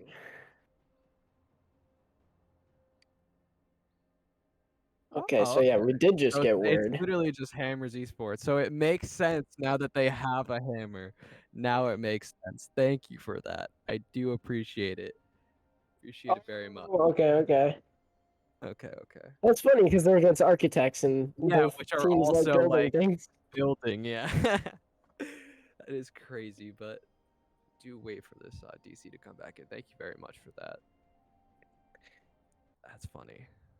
Yeah, it seems like this player is gone for a good amount of time. Yeah, I know. His mom did seem to unplug the Wi-Fi on him. He's very unfortunate. No, I think it His was parents actually stand by. DAbo bringing him a sandwich. Yeah. Oh yeah. Again, while we're waiting here, it does seem like we had a few minutes. Some of you that lived close to a Dabo could have ran and just grabbed a sandwich, which you should Yeah. do. It's Dabo. They got those great sandwiches. Make sure you go and get them. Again, thank you for this the sponsor and the wonderful qualifying series and grand finals we're about to have here soon. I'm excited for next week, man. I all these teams Oh we haven't yeah. seen in so long. Like I'm so excited because I feel like the first one we were just so just like new to it and we didn't really know what to expect from these players. I'm so excited to see how clumsy execution the first grand finalists like qualifier from the first week will put up against like likes of Lethal Rage from last week and like Forbidden Stars. Even like these two teams, like phenomenal teams. I'm excited to see if the same caliber of play will be seen from like the first week to like the last week, but we'll see for sure. Yeah, it'll be interesting. Clumsy being our first winners, they've had 3 weeks now to really try to develop a plan. Lots of scouting going around. I'd assume they're I'm watching sure most they're of these other watching. finals, trying to see who's gonna be their competitors. But yeah, I think Forbidden Stars was one that we were kind of surprised that they won. I believe it was Yeah. the first best of three that we watched, right? Yeah, and I think it was against CSU maybe, or CSU was the first week. I forget who it was. But I remember us watching it and us like assuming that the other team was gonna win just off like draft and just player ranks. But Forbidden Stars just played so well as a team and just took advantage and got a lead and just shoved it down the enemy's throat, just like so aggressive, man, and oppressive. It's gonna be interesting to see them play again. And even Lethal Rage last week, like those games were crazy, man. They were just bloodbaths all over the place, just solo kills after solo kills after solo kills. So That was the I week did, of the junglers, I think, right? yeah, where it's just Diana's, just Diana's, just alting in everywhere. Man, that was crazy.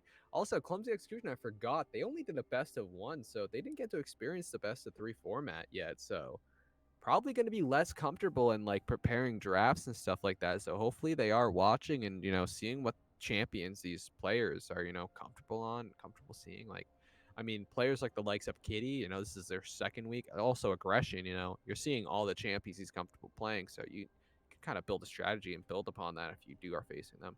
But it's definitely going to be a lot of fun, man. I'm looking forward to it a lot. Make sure you show up, same time next week. You know, Same it's time, gonna be crazy. Sunday. Gonna be a lot of fun. That's where the But cash prizes come out. yeah, that's the cash prizes. So these two teams are playing for, the second place is going to pick up the webcam, and the program Lissandra Skins first place is going to pick up the smart travel laptop backpack, but also the invitation to the grand final. And the grand final, first place picks up €500, 100 for each player. That's pretty awesome. Second place, €250, 50 for each player, and then third and fourth pick up the papercraft new skins from Riot. So I mean, that's where all the money is right there. 100 for each player. That's crazy. Oh yeah. They're gonna be battling it out. It's gonna be the most important CSing you've ever done. They're gonna be shaking every minion. They're just gonna go to click on it, and be like, Every "Oh, minute, $2. $2 every minion." That's how you gotta think about it. Every kill. Just think about it like an hourly wage of you playing well, and eventually you'll make €100 off of it. But yeah, it's gonna be crazy. It does seem like this pause is going for a while. I mean, Yeah, very long pause. someone's internet is down bad. I don't even know. I believe it's on red side, so it should be on the side of I don't think anyone actually disconnected. architect. I mean, they said DC internet, I believe, but we'll see. Oh, okay, I see. But Yeah, well, very they do have 21 minutes to fix their internet and yeah, try unless to we're gonna win have this to game. redo draft, which would be very unfortunate. Which I don't know exactly how the rulings work, but we'll see. I think it's Um, same draft. yeah.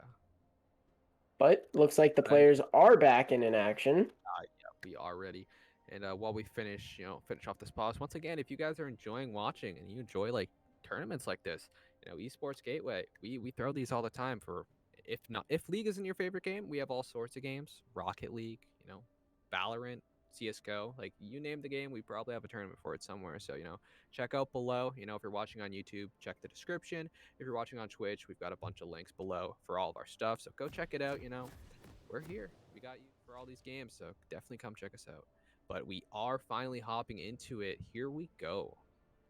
So excited to see the Tom Gensch Layton, man. I mean, I'm standing up for this one. I had you, to you like. got the blood flowing and everything. You're ready. You're ready to go.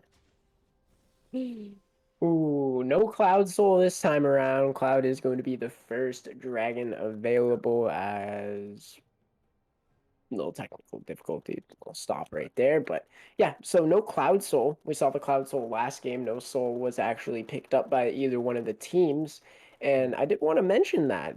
I want to see more 6-minute dragons. Yeah. Trying to get that 24-minute Soul potentially. We didn't see that Rift Herald as well. Was it the 9-minute Rift Herald? Were you back? Oh, my Sending favorite. the, the 9-min Rift Herald. That worked well the week that we saw it. So surprised more teams aren't doing it, but seem to go for another 5-point as actually aggression trying to potentially grab a ward running in the dragon pit, but opting out of it. He was getting deep in the dragon pit for a sec there. Not sure what he was doing, but Yep, big 5-point. Hecarim not dropping that ward. Volibear did get his out and was able to back in, grab that red trinket. So I don't want to say he's ahead, but he is relatively ahead as I think he knows where the Hecarim is going to be starting. Going to be able to map out his path. And it does seem like people when they're on the red side, they start from top and go bot. Very interesting. Seems like a trend. yeah, they do like trying to gank for this bot lane. Where I feel like it's going to be tough for fights to happen in this bot lane unless there is a bit of jungle support. But see that's kind of like what I was thinking. The Leona ease in the. I mean, they did win that trade pretty hard with just Ezreal swinging those autos, but kind of able to stop that aggression. But that E coming back up for Oh, the Leona ignites dropped. with a counter Q to slow down the Ezreal there. I do like that, some heads up gameplay, but the ignite being used, yeah, that's pretty big. I feel like they still got some pots. They're able to sustain back up, and I feel like that's overall a win for the side of CC here. Yeah, Tom Kench able to stack up that wave. Fiora, I'm starting to think it's more of a Tom Kench favorite matchup the more I'm watching it. That didn't look that fun for Fiora. No. She queued in, autoed, and Tom Kench missed his Q and still won the trade. That was maybe the sick big brain tech coming out of Kitty here. In this bot lane, like we were saying, I don't think aggression has any issue sitting there farming up. It's probably what he wants to do. And ooh, that big stacked wave by Tom Kench actually going to be able to get it under the turret. Maybe deny that cannon. Probably not able to. Fiora's just going to pick it up. Yeah. But yeah. But we haven't seen any dives come out from either teams necessarily. We saw a few last game in the bot lane. That was exciting. Yeah. What's going to be interesting to see, I feel like with these, like Hecarim and Volibear are more like kitted to do like easier dives. So I feel like they're more likely to happen this game for sure. And yeah, I'm excited, man. Volibear especially with that ult. Yeah. Just, stop I think turret. it's Storm's Rage is the ability. I'm not very good with the ability names. Yeah, I believe it's something. Especially with the newer ability names, it's like, man, I don't know. They changed that ability multiple times, but Yeah, I mean, what happened to the Teemo days is W's move quick. I mean, Fiora actually winning out on that trade, dropping the passive, but Oh, I like this. oh, There we go. First blood going to the side of CC. Matchdog able to pick that up. He gonna jump on the Tom Kench able to do it. Oh, big trade coming out here in the middle lane. Unfortunately, Rap is but able to flash forward and pick up the kill there. Solo kill by Rap Kid. I did not expect that to go to the side of the Oriana that early. I assumed, but It's Squiddos. ignited. Yeah, able to pick it up. Yeah, nothing left. No pots, no shield. Unfortunate there. He does get his kill and deny. Oh, actually, no. Corky did manage to actually get that assist over the time. Yeah, so not as impactful as we would assume, but I mean, still pretty good for the side of the Oriana. Ramble coming out from Tom Kench. That's what Actually, we I like to don't think see. it is as good because the Oriana used Flash. I mean, Pekram could just come back mid here, but I mean, never mind. Rap is just destroying him in that trade, but I feel like he's so susceptible to ganks now where I think Corky saving his Flash, getting assists, and just TPing back is like still pretty good for him. So many tiers are in these inventories. Starting to think about a Mumu here with all those tiers. Like, About to cry here myself. I know, we got so many. 4 of them, 2 on each. Now I'm interested to see how the rest of this Tom Kench lane will go. I mean, Kitty going for the notorious Bramble Vest. I mean, no matter what champion he's playing, he's gonna buy that first back. You know, you are not healing in front of this man's face. I respect it. It's strong against the Fiora. I think it's Oh, of probably course. better against the Fiora than it was the Gwen. The Gwen for sure, yeah. The Gwen, I was like, but I mean, the Fiora, of course. I mean, especially when she hits 6, it is massive. I love how he's just winning trades. He's just, my man is doing it live. I mean, able to restack that passive again on her. Wow. The grass proc there, just dominating that trade. Some good vision coming out from both teams. He's going to clear this ward. Hecarim is here. Just here, and he knows Widows is there, right? Or no? This is going to be a 3v2, actually. Corky's a little bit slow, and they're already going to go in. And, oh, that's the Tom Kench ulti. Yeah. And it's going to be a kill picked up for Rap Kid. Yeah, beautiful. Giving that to the mid laner there, I feel like is really good. Getting this Oriana ahead, so you know, as soon as these big team fights start happening, that ulti is going to be doing insane damage for them. And is the ball delivery comp. Exactly. Getting that ball in there. I mean, you got Bear as well. They could slap it on him. He's just jumping in. Potentially looking to die the Fiora. I mean, she doesn't have Flash. She didn't take it this game. She's about to have Ignite back up, but opting out of it, assuming Hecarim is topside, which he is, trying to find him at his red buff there. Yeah, they're going to be able to take that one away. I don't think that Hecarim can contest this by himself, and Fiora is stuck CSing under the turret as well as Corky. So he might try to just the smite, but I mean, Kitty doing a good job trying to block it. Ooh, yeah, picked up. Fiora coming through though. Oh, Kitty not able to get in the blast cone. Wait, he should be able to W. Oh, a little too late. Oh, wow, Alistar following with the flash there, following the Ezreal E, and oh, damn, unfortunately missing the Q there. And, oh, the ulti coming out. Potentially traded back and kill from aggression. That was so well played by Chronic. Unfortunately, Dem missing that Q that would have definitely killed Ezreal there. Bit unfortunate, but, I mean, well played from aggression as well. Able to survive that. Looking at the tier stacking, it is clear that Ezreal is winning the race in stacking the tier. He's almost at 200 mana on that compared to everyone else who the only other person was Oriana Rap Kid just hitting those triple digits. Of course. So he's going to have that big mana pool. Yeah, he's going to have a huge mana pool here. But yeah, definitely interesting. Chronic, you know, I did like that Alistar gameplay. I wasn't ready for that. I mean, aggression's also staying while he's really low. I mean, if Matchdog was on the bottom side of the map, he could potentially get dove, but luckily they're going for an 8-minute Rift Herald, it seems. Yeah, this is what I like to see from the teams, getting that Herald early. You do not have to rotate your support up, thankfully. They just have all that topside pressure from all the ganks. So he's just able to pick that one up by himself, and we'll see exactly who he wants to put that gold onto. He has a few options. He can get the Varus ahead, he can get the Tom Kench ahead, or probably the best option is the Oriana. Exactly, I agree. Where if the Oriana keeps getting a more and more lead, it's going to be a huge issue for them to try to deal with this ball during the fight. But Look at we'll that see. inventory. Look at Architect's inventory. It's so comedic, man. It's just They're all going for it, man. They're all you gonna hit got the same. phages, Sheens. They're all gonna hit the same spike at the same time, man. It's so Oh, wild. oh, Tom But Gensch going in for the 1v1. Oh, he's actually gonna take it. It's the Fiora. We'll see if he can actually close this one out. Able to get the triple proc again. Is the Q gonna be able to stun him? He's not gonna oh be my able to god, hit him, it's but Chronic is here. Chronic out of Chronic nowhere. picking up the kill for himself. Wow. How did you get here, buddy? A big roam by him. And That was Kench, an, half HP yeah. after that You know? whole engage. Ooh, he's gonna be able to drop this Herald, and I guess it is the Tom Kench that they want to get ahead.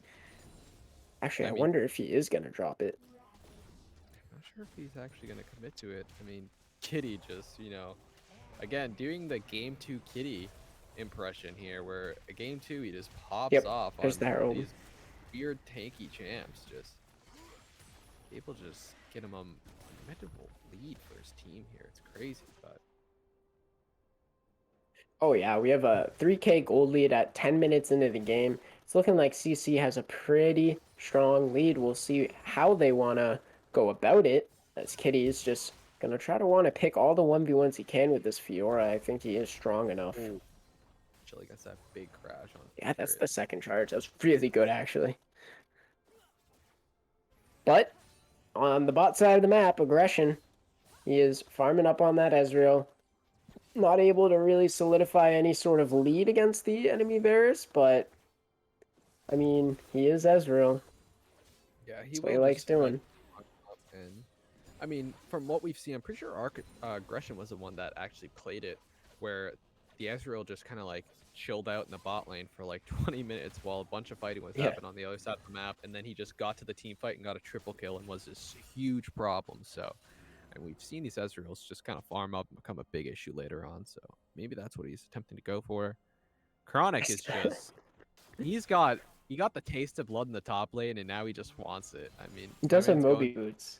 going to the alcove. Oh, actually, package picked up by Corky here. Let's see what he's able to do with that. Probably looking bot side with it. Gets spotted though. He's not going to be able to just sling it. You're going to have to develop. For the counter. Oh, he I did think he just just use used it. Yeah, just to get back to mid turret, I guess. Doesn't think he's not gonna get anything with it. So Oh, you know, I actually would have liked him if he kept that at base and saved it for the dragon fight, but hold on, as we have a catch onto the volley bear, but he's able to ult away and stay in safety as the teleport's dropped from Ooh. Rap Kid was the teleport, as Kitty is just farming up there. And this could be big for Corky. Fiora actually stopped walking there looking to teleport and then never ended up teleporting, so actually not able to get to the like his top lane wave a little bit slower now as well. I Bit think it's unfortunate. frozen. Did Kitty freeze that? I think it might be frozen right outside the turret range, or if that's the case, that is super unfortunate for Ineffable Love here. It's gonna be so annoying to try to unfreeze that. Maybe we can get some help from his jungler to come up real quick and push that in, but Oh yeah. my god, Oh there's my no chance there are 4 Divine God. Sunders I on was Architects. I was saying it, man. All 4. The viewer actually opting out of it, probably just for the bit, man. Probably just for the bit. He's like, you know what? I got to. I Yeah, gotta might get this. as well. That is awesome. They're just waiting for. I mean, once all 4 of them have that spike, that item is so strong that I feel like they'll be massive. Like they could win Oh fights my even with God. gold deficits. But Kitty just not caring about this at all. Ooh, I mean, Fiora coming out, able to proc it alone also here. But oh my god, the entire team for CC shows up, hits the Leona away, knocks up Fiora, and Kitty actually able to pick it up, I think possibly with a Q. And wow, they came in hot. Game is not looking good for Architects as they're still trying to finish up their last 2 Divine Sunders. Maybe Leona's going it too. I mean, at this point, she might as well. Aggression trying to go for a solo kill. Unfortunately, both ults whiffing, but now Oh, Hecarim dive? shows up. Oh yes. And Oh no. Oh, Aggression gets it died. back. Kitty. Looking for blood. No ultimate on the Hecarim. He actually is probably going to be able to pick up this kill as Oh, he with the cannot move. stun as well. He's incapable of moving. The Iceborne. Oh, but Oh, dodges he the tongue. the Q also with Spicer slowly making his way over. I think it was for the best. But Chronic actually, you know, smelling blood again from that top lane fight. Definitely looking Yeah, I back. like this Tom Kench build. I know we didn't really talk about what he would build, but the Mhm. Frostfire is actually probably the best item on him because his Q scales with his size, actually. Oh, The bigger he gets, the wider the hitbox. So, oh, so that item just naturally increasing his hitbox for his Q. yeah. Definitely awesome. Slapping an elixir of iron and that thing's covering the whole lane at this Oh, point. So play some spellbook imagine and get a Spellbook. Cho'Gath. Oh, Yeah, I was gonna say Cho'Gath ult on him would be I might have to do that. insane. I know that's a strat. Third Divine Sunder picked up by the Hecarim. That is And almost 4 complete. Fiora cleaning up this wave here should be able to grab hers soon, hopefully. And that might give them the strength to potentially fight here for this dragon, but actually they're just CC's just taking it anyway, you know. Right under their nose, so not able to actually Oh, do anything. Infernal. Oh, it's Oh, Mountain. I was going to guess Mountain. Infernal, but Wah, wah, wah. it's actually Mountain Soul is probably insane for Oh, CC. They have without a 3 tanks. Chronic. Ooh, Potentially finding these. Oh, they're maybe engage. actually finding Matchdog here. Big Hecarim ult. Oh, it sends Oh, them away, though. he I wasn't don't think able to he's... get through. Oh, and the Leona missing. They're so low under Corky turret. Rocket. That And Corky Kitty. Rocket. Oh no, Kitty's coming through. You gotta run. Oh, those would have been huge shutdowns for the side of Architects, but not able to pick them up. Yeah, surprisingly, no kills going to either side right there. Very unfortunate for the Architects as the Hecarim ult kind of sent the enemies away with the fear. And the Maybe fourth held on to it Sunderer too long. coming out as well for Fiora. Yeah, that's all 4 completed. They've got the 4 Infinity Stones. They're good now. They're You unstoppable. were saying Triforce. I don't know what you're talking Yeah, about. I was, listen. I just said, one of those items. They're like the same item. They just do slightly different things. Almost the same build path. But Sunder is honestly just better Triforce half the time. But that's just how it be sometimes. Riot Games, they make items, but triple Sunderer, man. I mean, quadra Sunderer. Sunder. That is, I mean, it'd be insulting if Leona didn't get one. I think if Leona doesn't finish the whole row of Sunderers, just Team Sunderer. It's not bad on Leona. I'm not gonna back it up, but it's definitely not It's the like when worst option. your friends went Team Gale Force. You guys just Oh all yeah, bought we used to love the Gale Force, man. Oof. just a whole team of Gale Forcing all around. That item is awesome as well. But see what happens here. But Drake not Old being lead up is to shrinking. Yeah, the only real objective on the map is Rift Herald other than these turrets, but a lot of vision for both teams. CC's vision's very well right now on both sides. Yep, covering all their options. And Oh, going for the Hecarim. ult, bringing him to the turret actually. Kitty gonna jump, just showing us the power of this. Tom Gench pick. Unbench the Kench. Unbench it, man. It is insane. Yeah, they're just kind of waiting for scaling on Architect's side. I think if they do get past like maybe 25-30 minutes, they'll have enough items to actually do damage to the enemy. As you can see right now, they're kind of struggling with that. So, Especially with a good engage, I think it's gonna be devastating. But we'll see. I mean, both the Varus and Ezreal not able to have too much pressure and do anything too much in this game yet. So see if they're able to actually participate pretty soon here. Have some presence.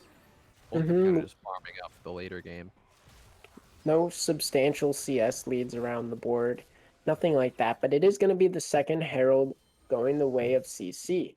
Now, the first Herald got him all the gold onto the Kench. The second Herald isn't going to be able to grant you just straight up gold because there's no turret plates, but it might be able to break open the map a little bit.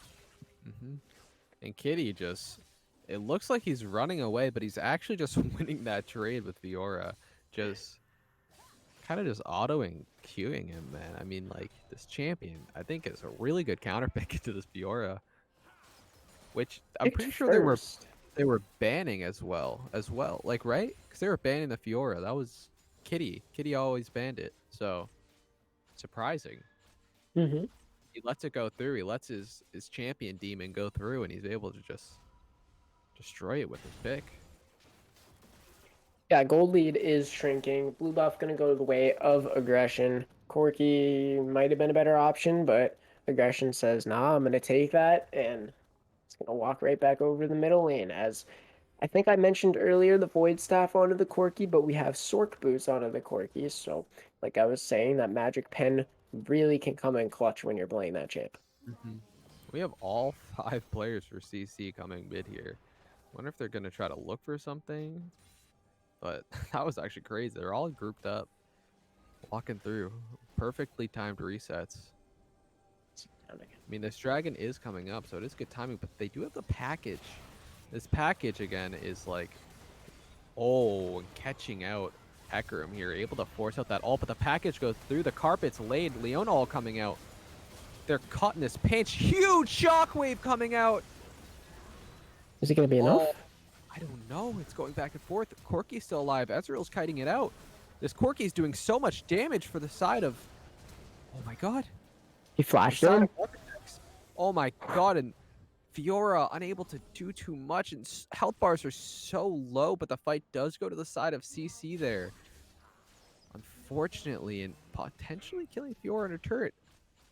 Does seem like Rap should live there, but wow. As we could see there, if these fights get drawn out long enough, they could go to either side. Like, that was really, really close. And that was without Hecarim ult as a utility tool. Hecarim basically didn't do anything that fight.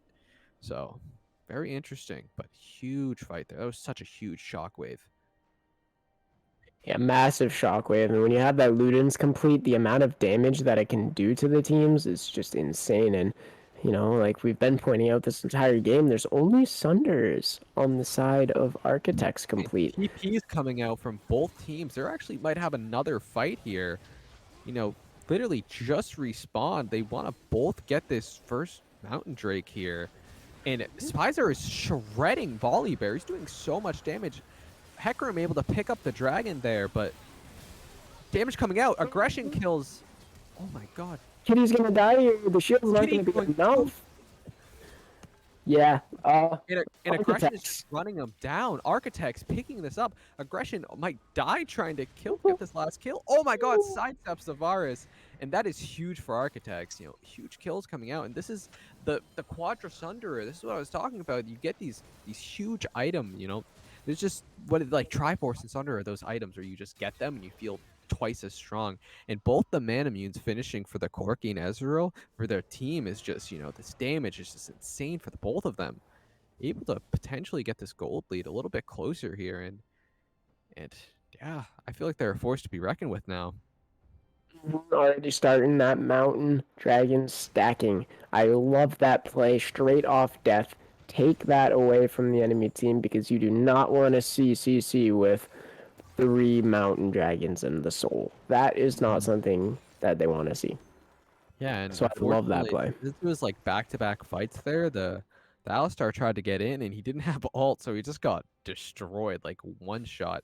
And even Spies are able to just destroy Matchdog on the side there since he opted for the Sunderer and not like something of the likes of Frostfire or more tanky item where, man, like both these marksmen for the side of Architects are going to be a huge pain in the side of CC here.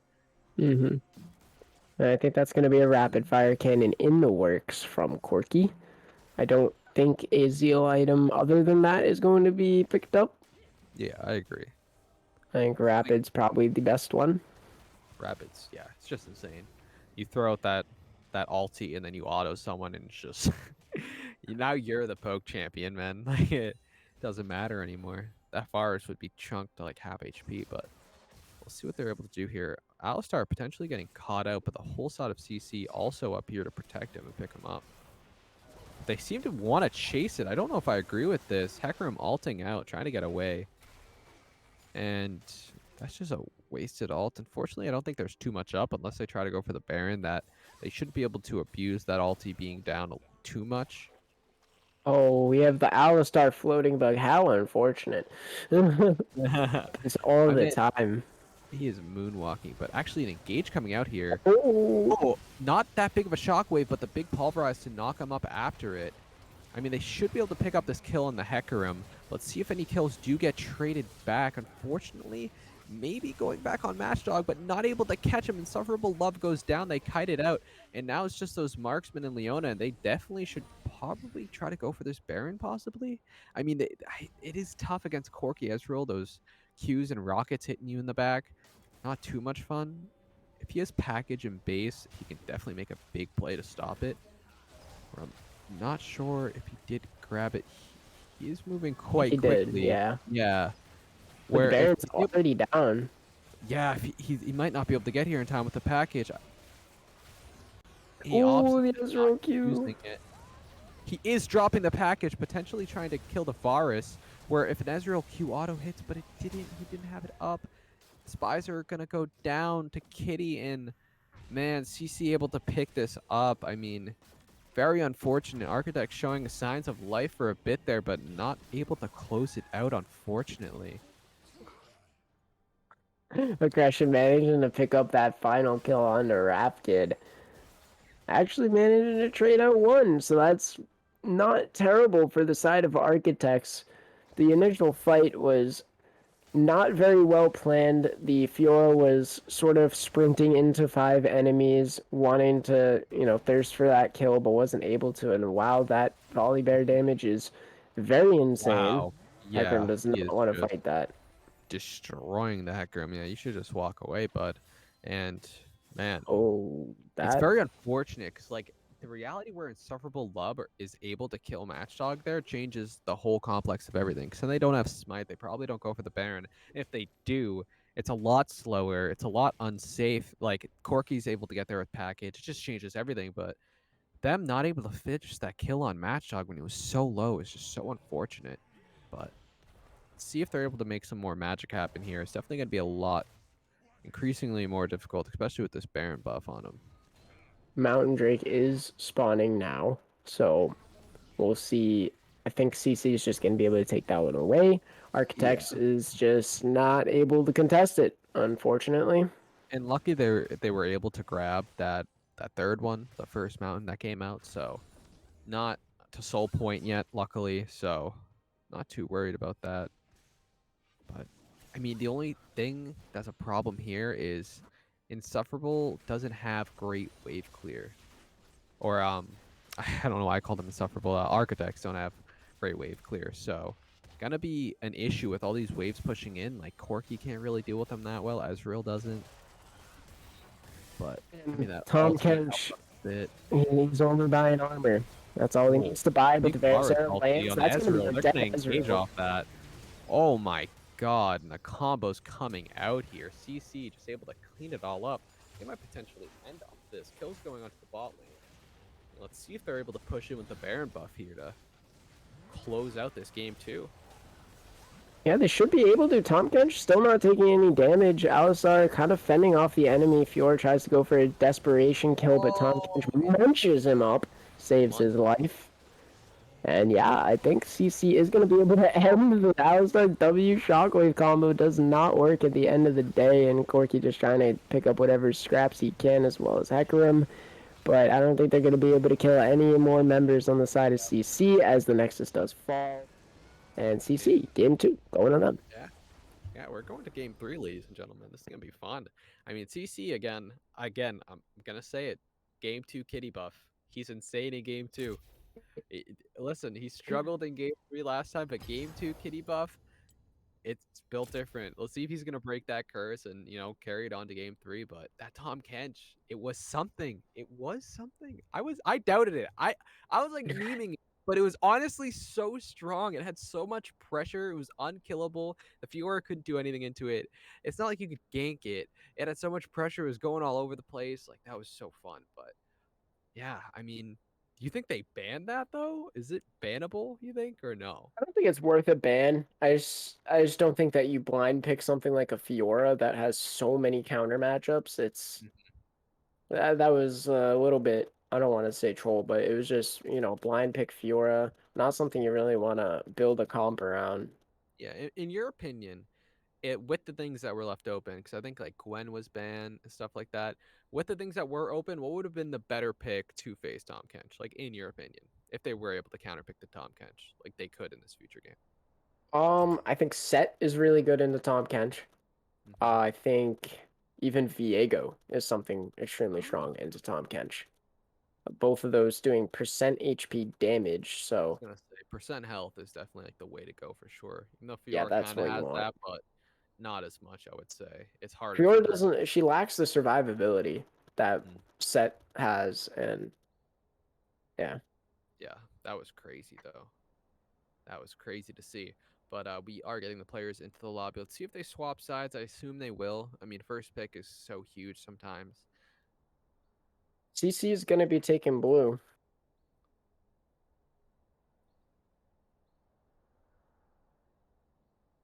Oh, okay. So it seems like they're actually flipping a coin right now, and Hmm. CC won the toss. So they're going to be able to choose. They're probably going to go for blue side again, since it was so good for them. So going to be able to A see. lot of I haven't seen too many teams in this tournament specifically that they want to get that red side. There's a lot of red side teams out there that do Mhm. exist, but Yeah, everyone going for the blue side. yeah, they like that first pick, man. I mean, it's gonna be interesting what happens here. Like, I think personally, like just how the tournament has been structured and how teams usually react. I think they banned the Tom Kench. Like I think that ban is coming out. I honestly believe it. Like usually they don't have enough time to like digest and properly find a counter to something that they're just like let's just take it off the table. Let's just deal with something else. Where I think it might come out. I believe they banned his Scion last time. Like last last tournament. I know they Both did, yeah. I think they banned the Scion the next game. So it's just something that most of these teams usually do, which I respect. I mean, you don't really get to practice as much against like dealing with certain things with certain champions. So I think that's definitely the best plan. But it will be interesting to see the draft here. Aggression showing that again, you can take his Vars, he's gonna play the Ezreal, and he played quite well on it as well. So definitely something to fear if his team isn't behind. But Team Divine Thunder unfortunately not able to win as much as I wanted it. Yeah, I think they needed a fifth one. Yeah, honestly, I think the Leona trolled. I think with that fifth Divine Thunder, it changes everything. And man, are you seeing aggression's level in this lobby? 417. Sheesh. What level Rap are Kid, you? 422. Oh my God, Rapkid joins in. It's even higher. What level are you? Because I think Like you're. 300 something. I think Logan's the highest level, right? You're catching up to Logan at our Yeah, friend group that we play I with. am catching up. 3 something, but 422. That is a lot of League of Legends. And while we do hop into this final game 3 match for the qualifier, once again, I just want to thank our sponsors. We should be hopping into Pick and Ban. But real quick, I want to thank DAbo Donor for, hosting this awesome tournament series and event. This is the fourth qualifier, the last one until the grand final next week. A lot of fun. Thank you so much for all the prizes and everything. It's been awesome. Serious for all the peripherals. Thank you so much, for the webcam, the gaming headphones, the laptop backpack. Awesome that we're able to give out these prizes to these awesome players that are joining. And of course, Riot Games for creating League of Legends, giving us these skins to give away. But it does seem like we're hopping into it soon. I am super excited. I mean, this is do or die for both teams. This is the last qualifier. This is the last game. I mean, if you want to make it to next week and win that 500 euro with your team, I mean, this is where you got to make it count. And this is where you really need to step up if you want to go and win those cash prizes. Both teams, maybe just a little bit troll on the architects going for the Force Under, but maybe they'll clap back right here and end off strong just like they did in that first game. And the Gwen ban, again, no surprise. We saw what it did first game. We saw what it does every game it gets through. I mean, this oppressive. Nocturne banned essentially every game, picked every game is not. The Rengar again, I'm so interested in why they banned this. I wish I could talk Yeah, to the players. I don't think we looked and there's no Rengar players. I'm thinking it's just strong right now, although I haven't seen Rengars anywhere, but that's going to be a Respect Tom Kench ban. I And like that round of one. applause for Kitty. Getting bans for champs we would have never assumed ban. The Scion last Mm-hmm. time, the Tom Kench this time. This man's able to pull out some weird bans for sure, which is awesome to see. I mean, now we get to flip the coin again. What is he playing this game? You never know. This guy opting to ban the Varus. Aggression doesn't want to face his Varus again. He doesn't want to play against it. Interesting. Yeah, you can kind of swap that one out for an Ashe. True. It kind of does Ashe around the same thing. basically does the same thing. You just have more W's. Yeah. Ooh, but no ban on the Thresh. Able to pick it up. They're actually gonna first pick it. I forgot that ban didn't go through. They usually ban that every single time. Let's see. I like the Thresh pick first. I don't think it's really first pick worthy. They probably just want to solidify it as their support. He plays probably a good amount of Thresh, so they want to get him on comfort as the Graves is picked up, and we saw what the Graves did in the first game. We'll see if they can repeat that in this game. And the Aphelios. We've seen aggression on the Aphelios. This champion is, something that, wow, the Chinks potentially. Bold. I think this is actually a counter pick to Aphelios. True, but I think it's so bold this early in the draft. To not be aware of what you're dealing with, like, oof. You go through against a lot of tanky CC stuff, and you're just like, man. But going into it, I mean, it is the counter to Aphelios. Definitely, Red Side could pick up a lot of things that are stressful for the Jinx to deal with, but they're going to have another round of bans here before they're able to try to pick those up, so... Zhao made it through. Yep, Zhao made it through. No one said nothing, and Zhao gets picked, man. And, man, a good... Both teams looking to put together a good composition. Yeah, I like CC's comp so far. They have that disengage with the Thresh. He can save any one of his players, and we see it a lot actually. Thresh plus Zhao. Zhao can go in and he can try to pick a fight, but if he doesn't get a good fight, then he can just get right out. And that's a Camille pickup. Yep, and that's one of his main champions. He's able to pick it up for himself this time. And interesting to see what Kitty's gonna pick here. I mean, it's gonna be interesting what he's gonna pick into the Camille one trick. You never know what he's gonna pick. I It's know. Kitty. He might just pick Ribbon, or he might just pick, like Malphite, something wild. You never know with this guy. And they're actually banning out the Orianna. But Rap Kid's Victor was, I think, debatably better than the I think Orianna. it's gonna be banned. I think Victor's banned. You think they're banning both Orianna and Victor? Yeah. If that's the case, I do think that's a good idea. But if they leave the Victor open, I'm interested to see what Spizzer has to pick into it this time. But potentially having something up his sleeve. The Nautilus ban coming out, I do believe that's good. Nautilus nut support, insane. Yeah, really good with the Aphelios too. Any hook champion with Aphelios is good because he needs that sort of support around him. Even Blitzcrank, I've seen played with him. And yep, like I said, Victor gone. Knew that one was happening. Lanes going across. And the Cassidy ban again, Rapkit just does not want to face this. He's not feeling it. And the Cassidy. Yeah, every single time. Well, let's see here what Lone picks up. Potentially his support. Or just grabbing the mid laner. I assume they'll leave the mid lane for counter pick, but we'll see. And the Rakan coming out. Similar to the first game draft from Architects, which I like. Yes. Unfortunately, Rakan to Thresh is a little annoying with the whole Flay interaction with your W and stuff, so can be stressful to deal with, but I mean, Rakan, we've seen what he's able to do with it in the first game, so. Yeah, I mean, lane. And here we go. Let's Kitty's go. Scion. You heard tales of it. Everyone in this chat room, if you weren't here last week, you heard tales of this Scion gameplay. It was so entertaining. So let's see if he's able to pull it out again. My man was just destroyed. I don't even know what he laned against. Was it a Camille? Like I don't know what he did again. No, I actually entirely forget. We'll have to look into that. I mean, we've watched so many games at this point, you know, it gets to the back of our head. But man, this Scion is fun to watch, ladies and gentlemen. It's gonna be a pleasure. And Rapkid actually opting into his Katarina. That is his main champion. And that I believe is why they ban Caston every single time, so he has the option. I also our friend Logan, who also plays a lot of Katarina, I believe he also says he hates that lane. So I mean, makes sense. So Galio, yeah. yep, Galio getting picked up as well, man. That's also not too easy for Katarina. So No, that one's actually really annoying because he loves being around melee champions. mhm, And I don't know if you guys noticed, but that's triple melee on the top side. So Galio might just have a ball in this game. yeah. And this is the thing for the side of CC is when they picked the Jinx, they didn't really get to see the whole rest of the draft. And now they have a Camille, a Rakan, and a Galio diving in on this Jinx.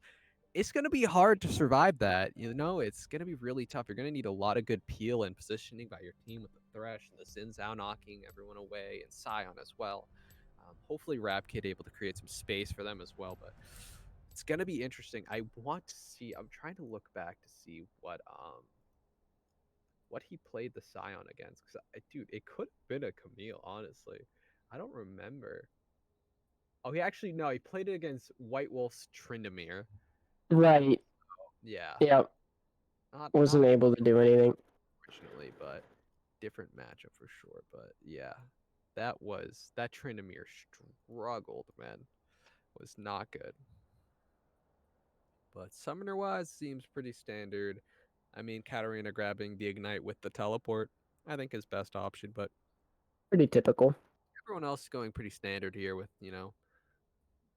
Oh, Ineffable actually taking Flash instead of Ignite. So hmm I think he's smart enough to take the Flash. You want that against the Scion because if you gotta get out, you gotta get out. go, you gotta go. And man, that's gonna be interesting to see here. Wow. We do have Galio Camille. That's such a big issue for Jinx. That's such a good answer by the side of Architects Issue for draft. the whole team. Yeah. Like, yeah, even if the Katarina gets ahead, I mean, you alter with Camille and you alt with Galio and Rakan runs in, and it's really tough to deal with as like playing more like solo QS carry wise, where I mean that's some of the gameplay we see in this tournament, but we will see how each team is able to use their tools that they drafted. I mean, once again, before we hop into this last match, Predictions. predictions. Everyone in the chat, let us know what you think. If it's the side of CC who's going to win, or if it's the side of Architect. Jack, what do you think? I'm going with Architect on this one. I've gone CC the past two games. I think I All right. gotta go with Architect because they drafted the big old Wombo combo. They do have that Wombo combo. I mean, again, last week we saw it too with the Yasuo Wombo combo. I mean, once We it's able did, to yeah. off, it is a devastating thing to deal with. I'm actually gonna side with the side of CC here. I think Kitty gonna jump on the Scion and Rab Kid on this Katarina is gonna be a force to be reckoned with. If they get the lead, all I know is I've seen the Scion magic before, and I'm not gonna leave their bench this time. I'm gonna stay on it. Be right here rooting for them. So and once again, this is game 3 of the last qualifier for our DAbo Donor Tournament Series here. And next week, the 4 qualifiers get to face off for €500 for first place, 250 for second, and some skins for third and fourth. So there's a lot of money on the line. This is do or die for both teams here. It's going to be the biggest game essentially we've had so far in the qualifier because this is just the last one. They don't have next week to rely on. This is the biggest game for some of these players' careers so far. So let's see how they're able to rise up to the occasion here. Yep. Getting that final spot for that qualifier or that grand finals is what everyone is looking at in this lobby. Mm-hmm. I am so excited to see if they want to play slow or if they want to play fast. Because in the past, when we've had game threes, It's been just all out warfare. Oh And yeah, they let loose and they just go ham, and I oh love it. I yeah. love the I don't score know how right now. often we actually see Dark Harvest though. I just want to mention that real quick. Dark Harvest Graves. Oh, actually, true. I believe. What did we see last game? Was it? I don't think it was Dark Harvest the last game he played it. So yeah, that is interesting. Not sure what he played last time, but and as we load into this first game, let's see if there's any cheesy invades, especially with the Scion. You can just yoink a buff if they aren't paying attention. We So haven't seen it yet. We have not seen that. gonna be interesting. I want to, but we haven't yet. I want to just right click on their red buff. And That's all another I want to 5. see. You know, pretty standard. Matchdog dropping his ward, gonna go back for the sweeper again, and pretty standard stuff. Actually, I don't even think he dropped his ward, did he? Yeah, he did. Okay. Oh yeah, it's like right under the red ward or ward there. I was like, where did it go? But We saw it right there. Chronic got the early ward out in the middle brush of bot lane. Maybe afraid of a cheese coming out from the Rakan Aphelios, which Aphelios level 1 is probably the worst level 1 in the entire game. He doesn't even have an ability to use. Which is one of the craziest things about that champion is that you have to wait until you're level 2 to even be able to have your ability. So cheesing is basically off of the board for him. I agree. And yeah, we'll get to see what they're What gonna do. these topside starts are everywhere. Every game has been a topside start for both junglers. Maybe just a lot of focus onto that bot lane, which I mean, both the star players are somehow in the bot lane. Yeah, very interesting. And I'm actually very interested to see how Kid's gonna deal with this Galio matchup here. If he's able to Yeah, take maybe. advantage. Every time we've seen a Katarina, they go for blood. They're getting solo kills left and right. Whether they're They're dying with, dying. yeah, they're just going in. But and then Kitty versus Ineffable. Ineffable on his staple champ, Camille there against the Scion is gonna be a lot of fun to see here. He was so good at that Scion last week, controlling those waves, not letting anything happen. But we have a little bit of a trade in the middle lane. Actually, gonna go in the favor of Spyzor because Rapkid takes a turret shot by accident. Not very good for his laning. Turret shot was rough and out of pots because he went D-Blade. Not looking too good, but the fully charged Q from Kitty, absolutely destroying Ineffable there. But I think he Ineffable, just doesn't respect it. I don't think the opponents respect the Scion. yeah, they're like, yeah, it's just gonna knock me up, and then it does a quarter of your health. And you're like, what? What is this? I mean, a Kitty creating already a pretty big farm lead as well. Just not caring at all. But it does seem like the same treatment is getting done to Rapkid in the middle lane. So see how this is able to go. Bot side is interesting. I don't think either side really wants to fight at all. Like, They have fighting potential. yeah, Oh, they flash him from the Xin Zhao, double taunt, flash away. Nice job living there by Spyzor. hmm Very, very fast reaction time. That was very quick from Mock Dog right there. He just flashed the wall with the W. Thankfully, escaped with his life, draining that Katarina ignite. Might swing the lane into his favor. We will see how he wants to go about it. Might solo kill him here. Will kill here, Oh, especially he's with dead. jungler. Oh, he's alive somehow. Matchdog able to stand there and just kind of fend him off, but he might die himself now. Ooh, no red buff available on Squiddos, so not going to be able to get any of the slows, but I think it's still going to be first blood to the way of Squiddos on the Graves. Maybe I'll start chatting up the Graves in the jungle with that. Yeah, that's a bit scary. We've seen time and time again Graves just get out of control in these games. So him getting an early first blood is definitely scary, especially on Matchdog, which now he's already set more behind. His whole bot side has been uncleared. Like, not looking good. But, I mean, Kitty just doing what Kitty does. Just winning these trades up in the top lane. Yeah, and I don't know what happened to Grasp on Camille, but it's not being used as Conquer is going to be used, and this is just going to be so sad for Lone. He is just going Yeah, to fall to the gank. we Unfortunate timing.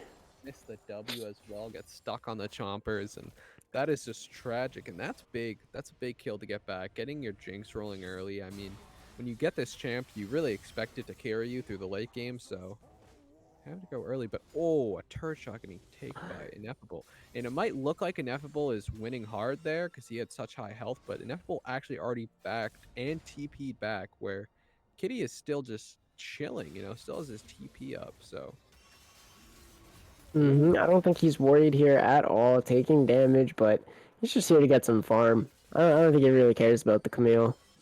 yeah, probably going to go for the bag now at least. Play it more safe just in case someone does try go for the dive, as the Graves was posturing to do so. Yeah, they spotted him, actually. I believe Katarina spotted him on his way up, so very smart to back off right there. Just going to TP back up and has a nice almost like He's 10. just going to run at him. Yeah. Oh, huge play by Chronic. And now we're maybe starting to see why it's banned away. This man's Thresh is insane. Potentially trying to leave the kill for Katarina, where she's going to be able to pick it up. That is also huge. I do like this by the side of CC, noticing their, who the carries are, not just letting the kills go on to anyone there. And kills getting picked up for both their carries. This is looking really good for them. Yeah, what a roam from Chronic, and what an amazing fillet from him as well. Camille charging that E up, but he says nope, flays him right back into his death. Has to flash the wall, actually, so he won't have that one available to him either, as Kitty has his, so maybe with that 20 CS lead, he'll be able to pick up a kill. And as he hooks a minion, been there. I've been there, brother. As a Yeah. Thresh main myself, I've been there. Sometimes you gotta hook the minions until you hook a champ. And I know we talked about how these bot lanes don't really want to fight. I would say that for the Jinx. I don't think Aphelios wants to play passive. I think they have to get the timing correctly on his weapons. We just saw there he has Flamethrower, Chakram. So very smart of him to take away the dragon. I would have maybe liked to see a small engage, small 2v2 in the bot, but even smarter to go for the dragon with those guns because those are insane team fight guns. You cannot really contest him when he has those, and he's level 6. True. It's just it's gonna be so tough as we saw with like that first. Although the Xin Zhao did gank, I mean Rakan tried to engage onto the Jinx and just like it's really tough with the Thresh Flay and everything. And then after that, the Chompers come out. So if you do miss, it's so punishing. I think once they hit 6, it becomes a lot easier because it's more reliable with that charm that the Rakan gets. But we will see if they're opting into fighting. It does seem to be completely even on the 80 carry side with item wise. Oh, nice hook. Big hook and not choosing to do anything off of it. I do like that. I mean, kind of relaxing. That was a nice hook. He's just warming it up. He's getting his laps in. Yeah.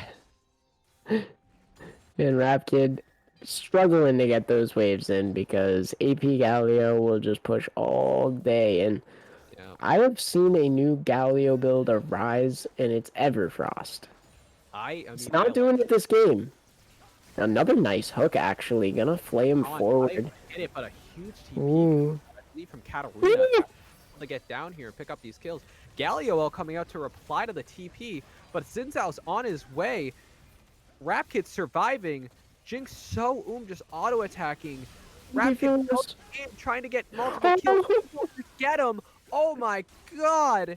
And now Graves is just awkwardly behind. And Rap Kid and oh my god, Rap Kid and Dem able to pick up so many kills. A triple kill coming out from Katarina. This is terrifying for them. Because that's where all their eggs were. Their eggs were in this bot side basket. Because it's definitely not happening up here with Inevitable just getting almost solo killed by Kitty. Kitty baiting out the ult by himself. Getting flashing forward. No, Kitty. Kitty! Oh, close. Close try, but not able to pick it up. That's going to be some good gold for Ineffable, Definitely a little dopamine shot in his head being like, wow, I didn't die. Oh my god.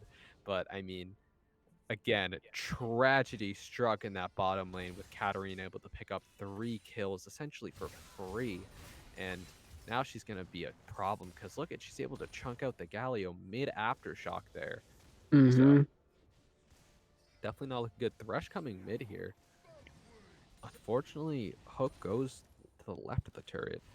Not able to make its mark onto the Galio, and kind of wait here for the next dragon that comes up in 2 minutes here.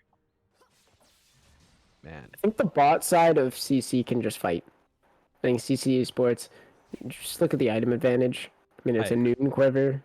He's probably gonna back right now, maybe buy like a pickaxe or something. Mm-hmm. Doesn't have that much gold as Jinx has 5 KP compared to his 1. And he's cowering under his turret right now in the minimap. And Kitty is just extremely happy up here. He hasn't backed in so long, actually. Yeah, he doesn't mind at all. I mean, the when he backed, he died. Yeah, when That's he the backed, he back. died. Yeah, But I he don't think he just bought anything. honestly, I don't think he did either. Unless it was the Tabi, but... Yeah, like full tab. He bought before he Oh, we actually. have a 2v2. Oh, both junglers camping out in bushes here. Both of them I don't- think they have the upper hand, but I honestly think Sin's out. But the TP coming out. They're not going to be able to get any kills here. It's just falling apart for CC. It incredibly well played by the side of Architects, abusing that TP that they have, and able to pick up 2 kills right there on the counter gank. That is huge for them. Unfortunately, not able to pick up the gold from the shutdowns from mid lane or the Jinx in the boss side, but still, kills nonetheless. The gold lead is narrowing a bit closer here, and you do like to have your side lane Camille to be a bit stronger. Yeah, Rakan waiting here in the tri-bush just to see if anything's going to happen. Nothing does happen, and the plate goes away on the last auto attack. So good for CC. As the Camille actually teleported in, and Miss Jinx is just going to fall and die. And that's the type of thing we're talking about for the Jinx. That Camille is just devastating. Rakan's just able to run up and get free CC layered on top of you. The Aphelios just knows exactly where you're going to be. You're not going anywhere, honey. So the ult hits you in the dome, and it's going to be rough for them. That's a huge shutdown as well. I think that was 150 or 200 gold shutdown around there. And luckily, Katarina able to pick up this wave, but that is some big gold going to the side of Architects. I mean, Yeah, and the dragon stacking is already beginning. I'm going to have to take a gamble and say it's going to be an Ocean Soul, seeing we haven't had one. I've got Infernal. Infernal is my choice. It can't be Infernal. It's Alright, Mountain. Camp. God damn it. Got Infernal first. I wanted to be Infernal so bad. Also, Oh. Mountain Rises, yeah. Yeah, Honestly. Mountain Soul is big for both teams, but Yeah, not definitely as good. exciting as Ocean. Nothing like, oh my god, yeah. I'm a big fan of Ocean. Ocean's just huge. But Kitty here, man, just having a good time. Just reading chat real quick. Everyone loves the Katarina. Either loves or hates. I cannot tell. But we have a little bit of a between dives coming here, and the hook actually misses, but it's gonna be a kill. But yeah, I mean, another kill picking up. Now a 400 kill shutdown going to the side of Katarina. I mean, she should, and I hope to God will be, the next target for this Camille ult. Because that is so much gold you can just get onto anyone on your team. Which could be such a difference maker. But Aphelios, getting shut down pretty hard here. It's going to be tough for him to, do a lot as well. Especially if Mountain gets backed up against him. It's going to be tough. Well, I mean, we'll see if they are able to score those Mountain Drakes. They might be in a much better spot than they would obviously be if the enemy team picked them up. But Jinx has a lot of gold under her belt. And I know we've seen that combo that is devastating to the Jinx. But I think if she's enough ahead, she can just sit back, and then there's almost no chance for Camille to get on her. As we have a 4-man dive in the mid lane, they're just gonna go for Kitty it. coming through. Kitty does not care. Hopefully, he's gonna be the one taking it, which he is. He's gonna take 1, maybe 2 more. But It didn't go that well. It's turning back from lone. oh no! Chronic potentially. Kitty gonna go down to the Aphelios. Luckily, that Rap did not die there. If Rap dies there, it is tragedy. But able to hold on to that shutdown gold again, not lose it, and wow, That was Yeah, he went from one side of my screen to the other. I actually lost track of him in that fight, but aggression gonna flash in on Mock Dog. There we go, picking up another kill for yeah, himself. Aggression able to just find 2 kills for himself, which is a bit crazy. It's very unfortunate the sloppy play was coming up from CC. I think that dive was very bold considering they literally hit no CC on the Galio. They were just strictly tanking the turret with their health and just having Katarina smack them. And unfortunately, that was not enough. And the gold lead swinging back, you know? Barely a Yeah, gold lead. almost even. Yeah. Is this a new Graves build? It's gotta be. He's gotta be going Essence Reaver next, right? I've never seen it before, but Yeah, he I does seem respect to it. like this Eclipse Essence Reaver. I mean, yeah, he does tear it up with it, you know? I respect it nonetheless. I think actually the lethality here for Aphelios is really good. Gale Force into Collector. I don't think he'll go for it. He might just have to go for the Kraken, but Ineffable Love. I don't know if you want to take this fight. I mean, With the he's healing completed up. Sunder, yeah, he actually does enough damage. And this time, Kitty didn't opt into his first back Bramble Vest buy, which is definitely strange for him not to pick up. You know, that healing coming through for Camille there, a bit of an issue, but No, but there's no AP threats on the side of Architects. Absolutely none. true. Maybe the Galio, but he's not going to one-shot you. Oh! Ooh, Like you hitbox just right against the wall, can't I actually know. I was escape gonna it. say it didn't look like he was quite in that, but that hitbox was Mythics weird. around the board. What do we have here? We have Sunder, Eclipse, the Proto Belt, which I don't think is good for Galio anymore. Gnasher's Tooth on Cat, followed by a Rift Maker coming up here soon. Should probably have that in the next back or so. Yeah. Oh, and a 10 stack And Dark Seal. yeah, and Drake coming up here in 30 seconds. I feel like this is a do or die moment.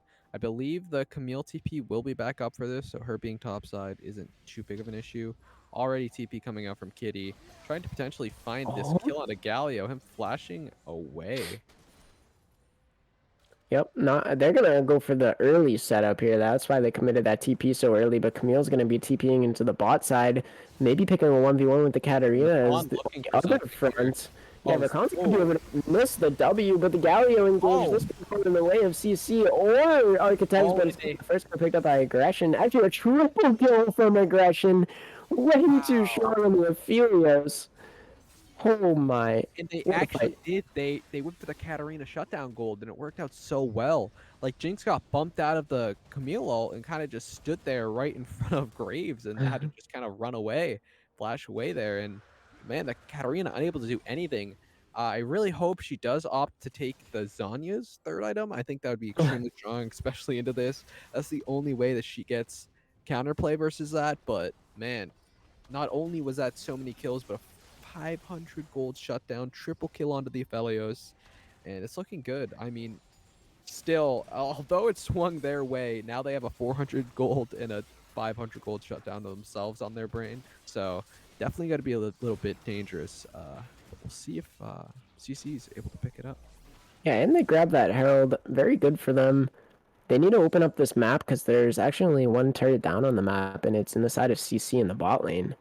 So hopefully trying to crack some turrets open. I don't think we did see an early Herald, and I believe wait, was it dropped? I don't remember seeing a Herald this game actually. Maybe they didn't take it. Maybe that was last game. I'm probably was getting last. confused. Yeah, I believe they took it last game. I don't think Sinzao grabbed it this game, so I don't believe so. But yeah, it does seem like they're able to grab it. I wonder where they do use that. Probably to finish off. Maybe turret mid or something. We'll see. I think it's yeah. So it is lethality on the Aphelios. I like that with the Kraken. Pretty good. I don't think you need the Gale Force, although I do like it better. I don't think you need it this game. You need to probably shred through that Scion a little bit. Yeah, I agree. And that's I know we kind of skipped over it, but Soul Point for Architects on this Mountain Soul is huge, and that's going to be spawning at 24 minutes almost, 23 minutes. That is true. I mean, CC, you're gonna have to work some magic here in these team fights. I mean, it's really up to Rap to be elusive. I mean, Jinx not able to pump out the damage when the CC wasn't getting laid on her is the biggest problem there. Kind of just didn't get anything off.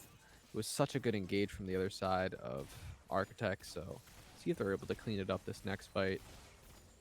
But, man, Serioux is going to be a force to be reckoned with after that triple kill plus shutdowns. gonna say yeah, but unfortunately he is going against a Katarina, which you know, one or two of those daggers popping next to him, and he's not walking away very looking so good. So we'll see if Rap's able to find those seams during the fight. But We're gonna have some farming going on in between this next drag. I think it's what all players want to fight for, is that last mountain dragon. I was just about to say, I don't think we're gonna see any real fights happening until that last dragon does spawn up, unless like a hook like that is found, or one player does a huge misstep. Oh, Rakan. Seems like they do want to go. Oh, big ulti coming out of Kitty there, able to pick up the kill on Rakan. Huge hook hitting Graves. Galio ulting in. Aphelios Assault doing so much damage, but it does seem like Oh my. God, Galio just isn't dying. Jinx able to free hit a bit there, but Aphelios also free hitting. Gonna be able to turn it back. Katarina not dying there, getting so low, but does seem like a 2 for 2. Both teams pick up 2 kills there. As soon as I say I don't believe they're gonna fight, I eat my words. They instantly just brawl it out. Rakan not hitting the cleanest engage there like the last fight, and fortunately going down there kind of for free. Like that was a big hook by Chronic there. If he doesn't land that, I don't believe Graves go down either. But yeah, Spies Chad, that is true. He was just chatting there in the middle, not dying the entire time. After the Yeah, reset. I don't know how he was alive, actually. He's just invincible for some reason. I was like, oh, he probably had his Anya's, but then he popped it after, and I was like, what? Why do you have so much health, sir? What are you doing? I mean, Aftershock, man. Built different, Ruin Man. I swear to God. Under a minute, 45 seconds left on this Elemental Drake, this final Mountain Drake for the soul on the side of Architects. We'll see. I hope they want to fight for it. I don't want to say we'll see if they want to fight for it. I hope they want to fight for it because that's their win con right now. If they get that, well, It's, Spicer decided that he was too Chad and has left. yeah, he decided he was way too Chad for his entire team and actually just left the game. Up and left us all. He reconnected, so it does seem like it's gonna get unpaused. We should be all set, I believe. Just like the client for us is lagging a bit, but it should finish off and I reconnect. think it's post pause or something like that.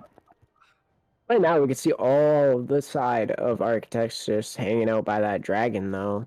So hopefully they're able to do that. As I don't know what happened here. Oh, yep, it was just a little bit of a client bug. So 25 seconds left on this Mountain Dragon. It's going to be a big fight here breaking out soon.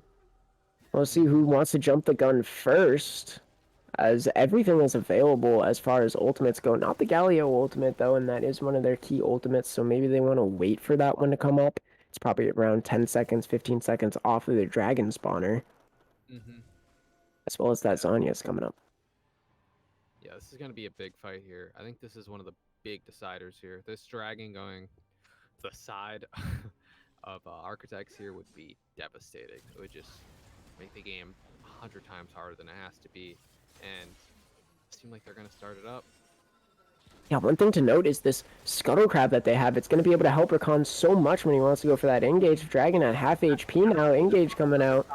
Oh, Who's going to be able to come out on top? Aggression just shreds that. Katarina also dead. God. Oh no, it's just falling apart for the side of CC. They don't lose a single member. They pick up the soul, and now they're going to be heading over to that bear and trying to close out this game at 23 minutes. I found that so strange. Like Rap Kid was over the wall, like in the middle of like Dragon, had to go over the wall to try to get the fight after Kitty's engaged, and Kitty had a huge ult there. and unfortunately not able to get there in time. It was just such a weird fight. I mean, Jinx was super for some reason, and I'm not sure. It's very unfortunate that Mountain Soul going across is going to make it so difficult for them to win. Jinx trying to steal with her ult, that would have been a game changer, but Hey, unable seen it to do before. I'm pretty sure Wild Turtle did that, right? I Uh, believe in Sneaky, making Wild Turtle, all of them. yeah, so many Jinx ult steal stuff, but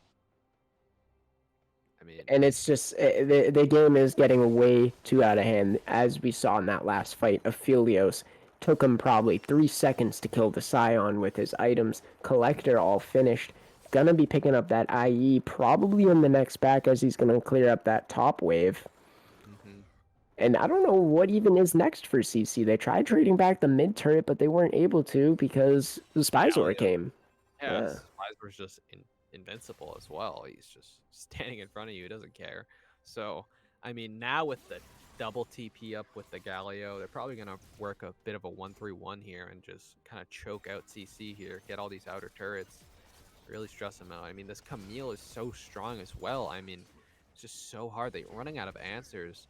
And it's really just comes down to that combo that we talked about right in pick and ban, where Camille ults in on someone, Galio layers it on top, and they just kind of throw everything at it. These carries, Katarina and Jinx, don't have the mobility or the survivability in their kit to really survive that. Hmm. Not only does Galio have the option of clicking on Camille, but also the option of clicking on Rakan. hmm Rakan can get a huge engage off, even if it's one or two people. I mean, that is a big Galio ult that's going to be dropped. Yep, Camille all does have TP and is on the bot side, so I'm sure they're not too worried about having this extremely split map.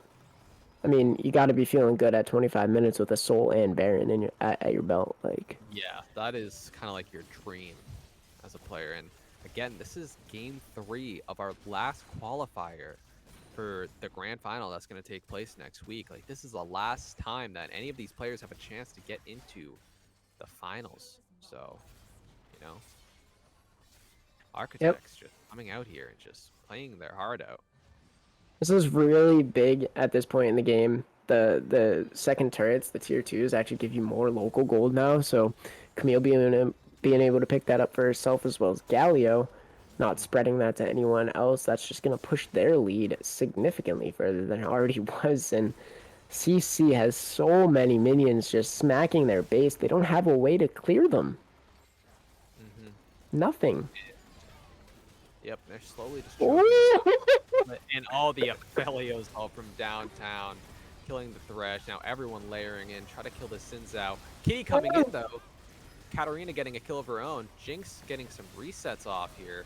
Oh, Jinx actually doing a lot of damage, but But Jinx is dead. oh, Jinx just got one Jinx shot by Ineffable Love. one shot. Ineffable Love comes in and just ruins What that the flash? the pentakill that she had.